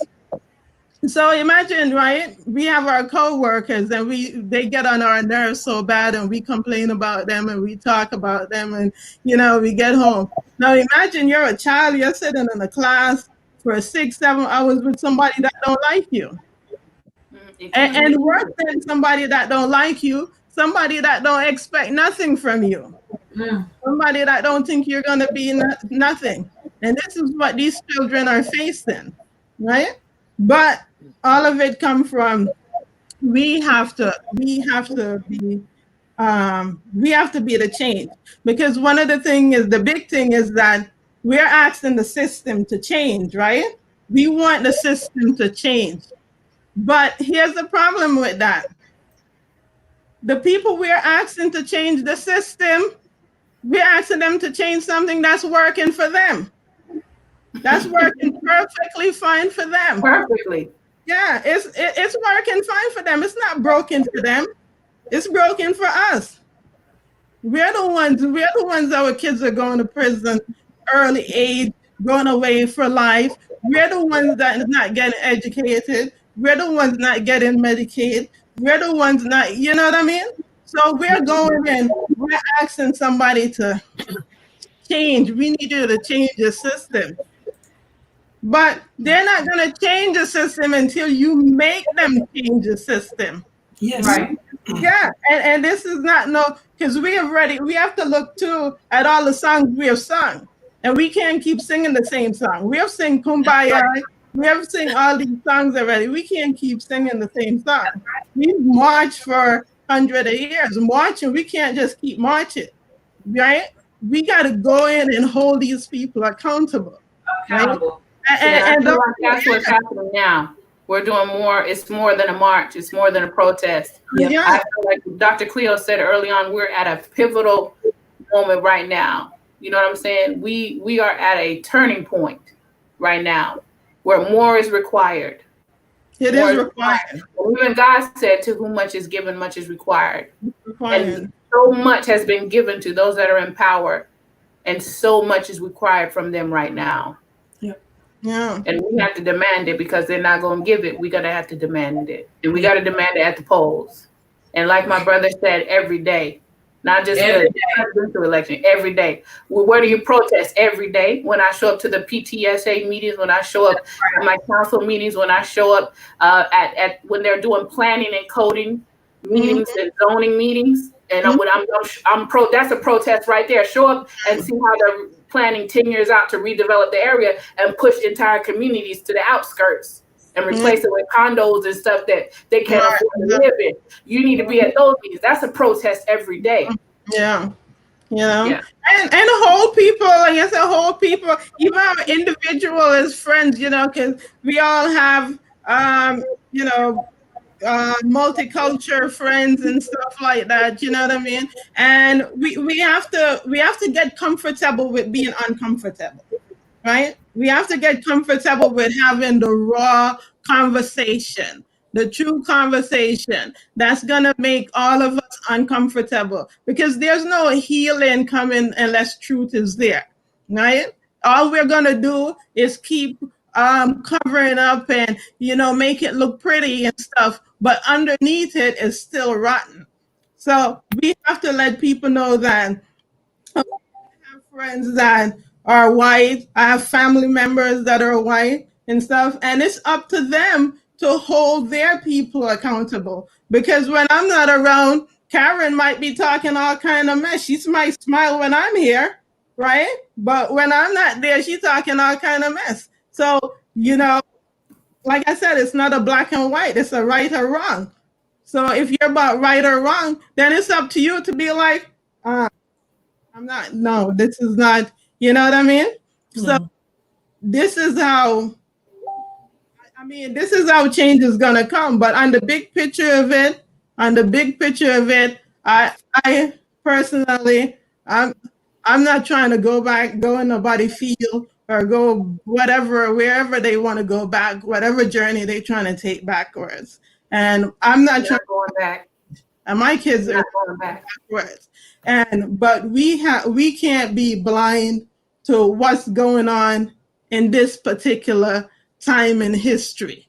In this particular time in history, when they say they're going back, if you look at the footage where they spray those protesters, right? And the president walked over and walked to the, and you look at that footage, you see that there was no black people walking with him. There was no black, it was one woman and all white males, right? And that's what that tells you, that that's the white supremacist agenda that's being pushed, right? So we can all sit back there and be out there making noise and don't think about what is it that we're gonna do. So now we know, now we see it. Now we see that they could kneel. We knew it was happening in our community, but now the whole world see. So what are we gonna do?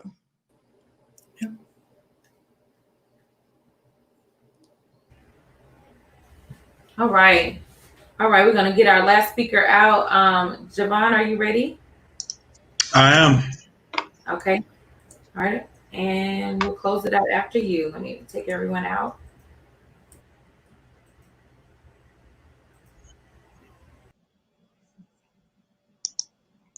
So I want to say thank you again to Ebb and Flow for hosting this and creating this beautiful space where we could have these frank conversations. I want to say thank you to everyone who's watching on Facebook or YouTube, wherever you happen to be, for being an important part of this conversation. Again, my name is Javon. I host Journeyman's Journal podcast. It's a trek from inner places to outer spaces in search of insights and inspirations. With each episode, I produce a series of illustrations that go further into the conversation so I can bring some real education to your ears. I speak to artists, restaurateurs, entrepreneurs, and activists to share their journey so you can learn how they do what they do. You can follow me on Facebook and Instagram by searching Journeyman's Journal or by going to jmansjournal.com, just like you see it on the screen. You can also find links where you can listen to the podcast on my website, and it's on Apple, Google, Spotify, Anchor. I start each episode of the podcast with a poem, and there's a new episode dropping in the morning. So I have a short poem, and then I'm going to talk about racism as a wall, a physical structure, which goes back to a comment I made in the first Writers Against Racism. Dear America, I'm tired of being your conscience, your martyr, your guiding voice, your better angel. I'm tired of pulling you towards the values you claim to hold. We hold these truths to be self-evident that all men are created equal. Sounds so eloquent, but it's evident these words are excrement not worth the parchment they're pinned on. Signed in Penn State, they gave in the slave states after some debate, and in that moment, they turned our guiding document into detritus. From that debris, we, your blackest child, went on a process of cultivating to correct this nation, and this work is exhausting and seems to be unending. How often do we need to check this wreckage and right these wrongs? Where is the justice? Because it seems to be just us interested in liberty. Where is the law and order? Because it really doesn't seem to be an interest unless it's whites making laws and blacks taking orders. Dear America, I'm tired. I'm sorry we made this country more free. All this liberty must truly be terrible and awfully heavy. So I want to examine the idea of overcoming racism. Let's imagine for a moment that racism is an actual wall. It's 20 feet tall and 10 feet wide, topped with barbed wire. And before this wall, there are lines of people, police, business owners, and politicians that are interested in protecting this wall. On the other side of this wall, there's liberation. And that is where we want to be.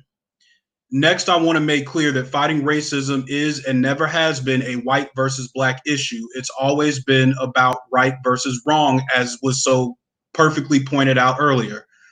People of every color have and are on the right and wrong side of this issue in the fight for liberation and are giving their lives on a regular basis to make sure that we are all free. This wall was strongly in place when our Constitution was signed in 1787. Now, with the right tools and strategy, a solid wall can be easily overcome. The Civil War destroyed this wall, but like anything that's been demolished, there is now debris everywhere. That debris is Jim Crow, it's microaggressions, it's banking discrimination, it's discrimination in schools, redlining to deny home loans and create poverty, police brutality, disproportionate sentencing, the destruction of communities like Black Wall Street in Tulsa. Now imagine how hard it is to move across this field from oppression to liberation now that it's covered in the remnants of this massive wall. Meanwhile, there are still people working against you and finding new ways to keep the wall in place. Right now, there is a lot of conversation about real change versus symbolic change. Do Black Lives Matter murals really matter? Or is LA police being defunded by $100 million to go into social services more important? I don't believe it's an either or. After all the losses we've had, I want all the wins we can get. Black Lives Matter murals are a small piece of debris, but a visible and regular reminder of a core issue. Shifting money is monumental, and that's a big chunk of the wall, and that mural can be a reminder that there is always work to do.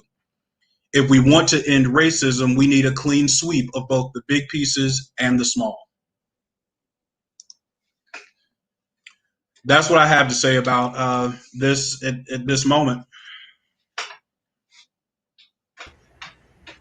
Okay, absolutely. We want all the wins we can get. Right. That's exactly right. Every day. Right, every day. Every day. I'll bring everybody back in to do our final comments and comment on your piece there. we've had some that had to step away, but I had myself muted. I think that's one of the important things we always need to remember is that everybody has their own piece to bring to the table, their own part to play. And I was watching a documentary with on Dr. King, and they were preparing for the big march on Washington, and watching how the SCLC and the NAACP and the labor unions and the Muslims and all of them sat around that table, and they brought their pieces to the table, and they all moved forward together, even though they had different philosophies and all of that. And so if we stop, okay, like I do a lot of work talking directly to white people. If people will come to me and say, why are you dealing with them? Why don't you need to be doing this over here with your Black community? If everybody did their piece very well, then it would all come together. And if we do what we're skilled at, then it'll work much better, because otherwise I'll be in somebody else's lane, trying to do something I'm not as good at. And so I agree with you. Like, we were talking about how all the different pieces, all the pieces can come together and make the whole. And thank you for your work too. Thank you. Yeah. I love to talk about the March on Washington because there are so many people who participated in that, and I work in community organizing on a daily basis. Right now I'm working in the labor movement, and right now there's so many protests. Protesting is the tip of the iceberg. There's so much work that goes into organizing a group of people to show up in the same place at the same time and to actually create change out of that. The March on Washington had 250,000 people attend it from all across the country in a time when you could not just hop in your car and drive to a place. Imagine you wanted to come from Alabama or Florida or wherever you happen to be to get to Washington, and you don't even know where you can stop to get gas. So, I mean, and that there was no internet. I always tell this to young people. There was no internet. There were none of the tools that we think of that make traveling easy today existed in that time. You had to break out a piece of paper, a big map, and figure out how to get from where you are to where you want to be. That's right. Like that's old. Yet still that and it is that kind of tenacity and work and forethought that still happens today. So a moment ago when I was saying we need to be active every day, it's not always fun and sexy. It might be cool to be out there waving signs. It's real boring sitting around that table having a conversation about, what elected officials need to be targeted to create the change that you want to create, and why you want to protest at City Hall versus the police station versus the courthouse, because there's a judge that's doing the wrong thing versus a city council member who's doing the wrong thing. All of those pieces matter. And we all need to be willing to put in the time. Yes. To see those changes. The internet has spoiled a lot of us, and we all want it to be quick.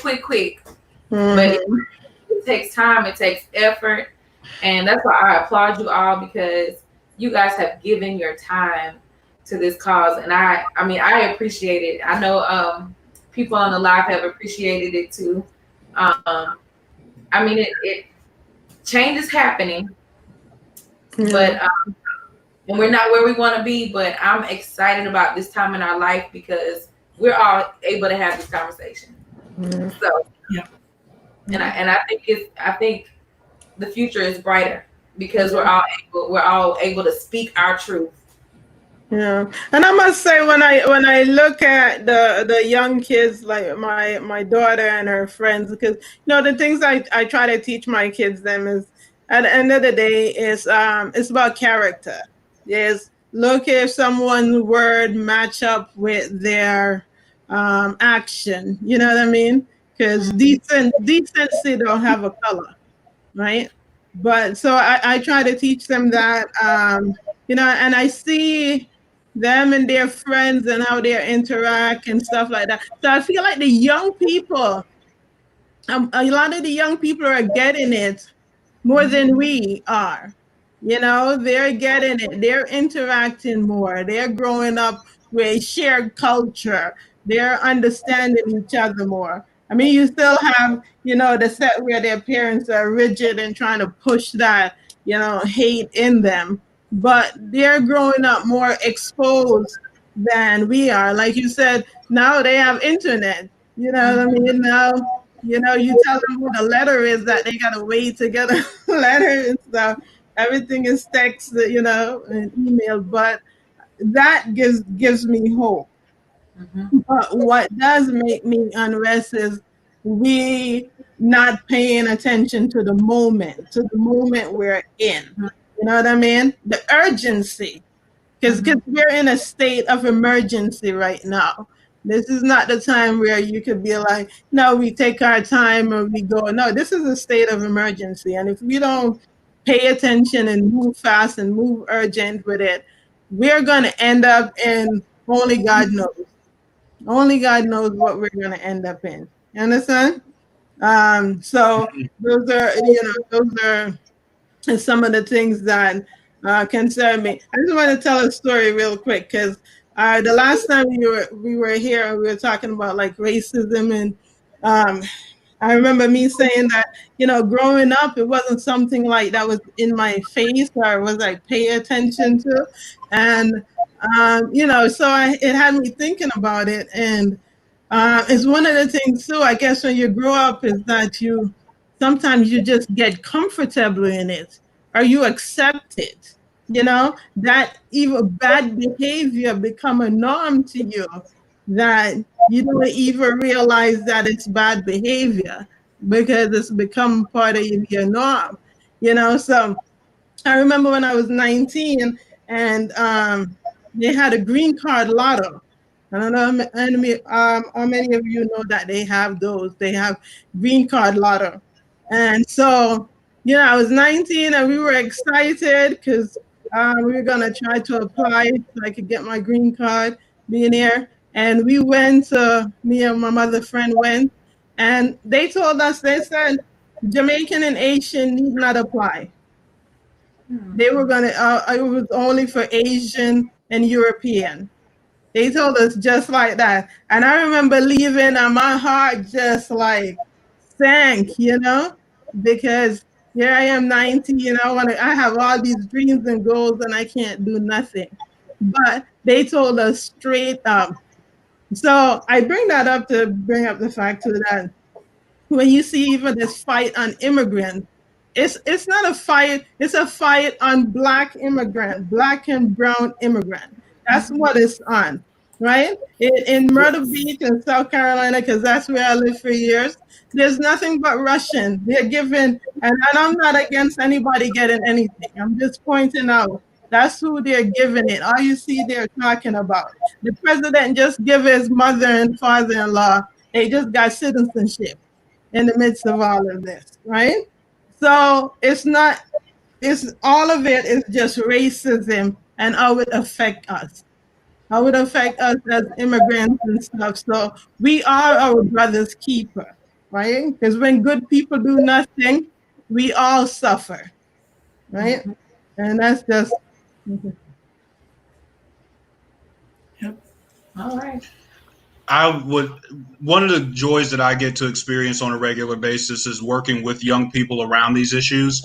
And I've been doing that for about 20 years now. And it's amazing to see where the conversations we were having 20 years ago of talking about, in particular, LGBTQ issues and inclusiveness and gender issues, we spent a lot of time answering some pretty complicated questions about that. in 2001 and 2002. Today, when we're having those same conversations, it barely raises an eyebrow, and we have more representation from those kids who are in the LGBTQ community, who are transgender or somewhere on that spectrum, and we are making progress. I think that's an important thing to remember. We are not where we started. While we may, I guess as the saying goes, we haven't gotten as far as we want to, but we are certainly not where we started. And that is attributable to the youth. I think the most important thing to remember is that it took hundreds of years to get where we are. It will take and we will not resolve all these issues in one election or one generation. And there's always going to be a problem to solve. Humanity is flawed, and that goes beyond our racial issues. That goes beyond our political issues. We always have to work to be the best version of ourselves, and our societies. We have to work to make our societies the best reflections of who we are as well. Mm-hmm. And what you say is true, that we have come a long way and stuff, but I also feel like we could go back so fast. We could go backward so fast. Yeah, there are people who do want it to go back. Yeah, we have already gone back. Yeah. We're at the tipping point. Yes. Of no return for a generation. Well, I had an interesting thought about that just the other day, where because it does seem like there are some people who believe that if the Civil War had just gone the other way, there would still be slavery today. Nah, I don't believe that for a moment. Our ancestors were not weak; they were not docile. The Civil War was the end of a very long conflict that cost many lives on both sides. It can feel like 2 steps forward, 1 step back. It might, but there is no version of history in which slavery still exists in this country. We are free people, and free people cannot be enslaved. They may be, they can be institutionalized, but free people always want to be free. And so I guess I just had, and it kind of made me laugh a little bit, because there is no version where the Confederate States of America exists in 2020. There's a version of America. There's a version of history where America may not exist because it got burned down by righteous people on both sides who said, no, this isn't happening. But I think we have to have that attitude about this right now, that we are the righteous rule the day. And right. But it's funny that the people that are at the courthouse protesting for not being able to wear their masks, you would think those would be the people that really appreciate freedom. You know what I mean? They really maybe you was doing that. I mean, I don't know. Sometimes I wonder. I'm like, am I overthinking things? Like, you don't want to wear your mask. I don't want to be in chains. But see, well, that's why I ended my poem the way I did. Liberty. All this freedom must be terrible. I'm sorry. All this freedom is a heavy burden. You can go where you want to go and do what you want to do. It must be awful. I'm sorry we gave this to you. Like it must really be terrible to live in this free society that was made by people who were not free. Yeah, you're free to go kill other people too by not wearing your mask. That's a lot of freedom right there. I would just think they would understand the need for freedom, since you're willing to dress like you're a Rambo or something to go fight to wear your mask. You're right for your mask. It's just so. But that just shows you that what people want for themselves, right? They want it for themselves, but they don't really care about whether you get it or not. Right. So you want freedom and equality and all of that for yourself, but in the meantime, you want me in a cage. Mm-hmm. Well, I think that we all have to resolve that we can all be free. Like there's no, it's possible. and everybody will be okay. Yeah, there's no shortage. We're not running out of it. Yeah, there's plenty. Right. Exactly. Exactly. That's because we think the issue is about freedom when the issue is about wealth and power. Yeah. Yeah. And so that is why Mhm. the middle class and the lower income people are constantly manipulated to bring about whatever needs to be brought about to allow the wealthy and the powerful to maintain wealth and power. Right. So they will tell during World War II, they will tell middle income white people to be nice to black people because we need them to go to war and to help in these factories to build these machines. And then when the war is over, oh, we don't need that labor anymore to make that money, so y'all can be nasty to them again. And so it's all these cycles and cycles of black people being treated really, really bad, and then treated okay, then treated really, really bad. And it's all in proportion to what power is needed to be gained at any given time. Yeah.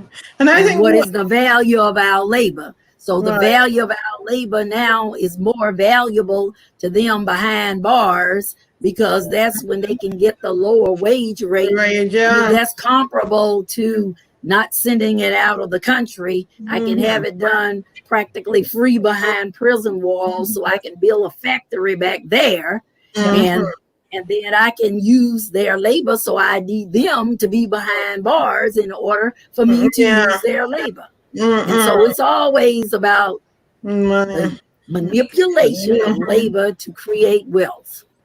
Right, exactly. She just perfectly articulated the greatest political con job that ever existed in American history.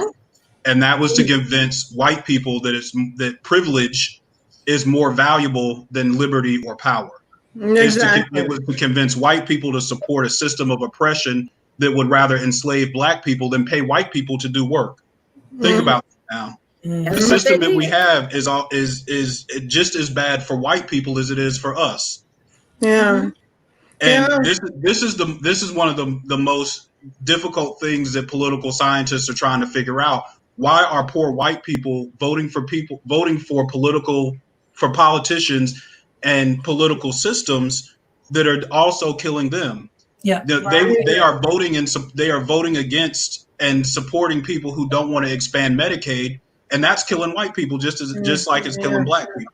Oh, it's killing them more because it's so many more white poor people than there are black people. Poor people. But I wrote a great essay on that called Bamboozled. Bamboozled, and I explained precisely why poor whites vote against their own best interests. Yeah.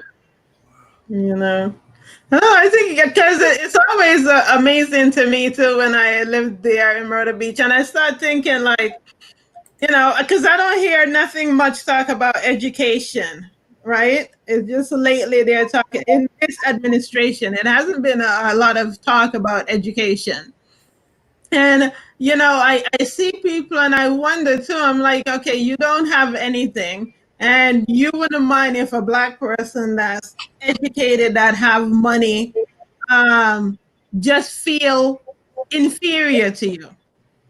It's just that false sense of power. So it's not you even, it to me, it don't even strike me as you even wanting better for yourself. Is you wanting to have the false sense of your superior. You know what I mean? That every time I walk, I'm supposed to hold down my head or feel less than. And I don't know, that puzzled me. That puzzled me. And the fact that, go ahead. No, I was going to tell you the reason why. Tell me. It's because poor whites feel that their only status in America is to be one notch above black people. And if they feel like they're moving toward a society where Black people, there are more of them, more people of color, more people of Mexican descent, then they feel that the last thing that they had to hang on to, which was, I'm white, that last place of power and position, then if they lose that, then they feel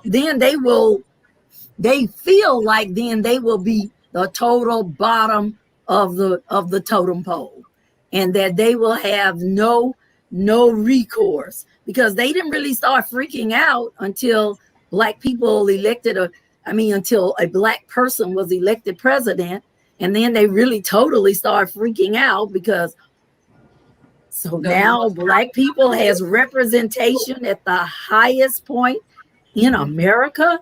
Where does that put us? We don't have any power, we don't have any money, and we don't even have the numbers anymore. It's fear. Everything, people always talking about hate, hate, hate. This has nothing to do with hate. This is all fear. Yeah. I 100% agree. Yeah. But I don't know. I feel like, at the end of the day, if you've been white, your generations have been white, you've had the opportunity that Blacks are just getting. I mean, I understand, the equality, but if you haven't really done anything with yourself, I don't know what to tell you. I mean, Black people is not going to make you do anything with yourself. You know what I mean? If at this point you guys haven't really tried to do anything with yourself, having Black people as slave again is still not going to make you do anything with yourself. Oh, they're poor too, and they have the issues of poor people. And exactly. So we're consistently taught not to work together. Poor Blacks and poor whites are consistently taught not to work together, but they have the same issues. And if they came together, they could really put a tapping on power. Yeah, because they all went to the same mentally enslaved school. The same school that was teaching them to teaching Black to hate themselves and teaching whites to I wouldn't even come, Social status. Yeah. That's another form, but well, yeah. I'm gonna go ahead and close it out. Now, do you guys want to say any last final thoughts before we head out? Want to say thank you for this opportunity. Thank you so much.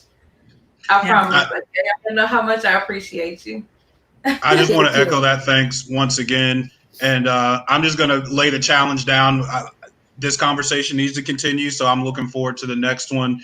And just based on the last few comments, this is the reason I believe that Martin Luther King Jr. was assassinated, because he was starting the Poor People's Campaign. And this was going to be a targeted effort to bring together poor whites, poor Blacks, everybody who was existing under the economic oppression that is inherent with capitalism.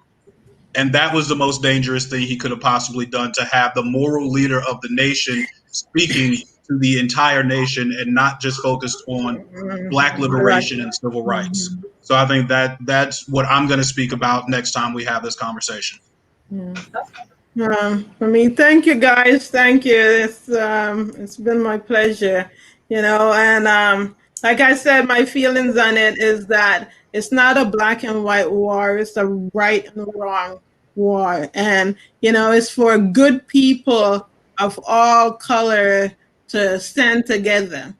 It's for good people to stand up against injustice, and face white supremacists. Like, let's not call it another name. Let's not give it a sweet name. It's all white supremacists. All right. All right. All right. Thank you, guys. Thank you. Thanks. Thank you guys for joining in. And we'll see you next time. Thank you.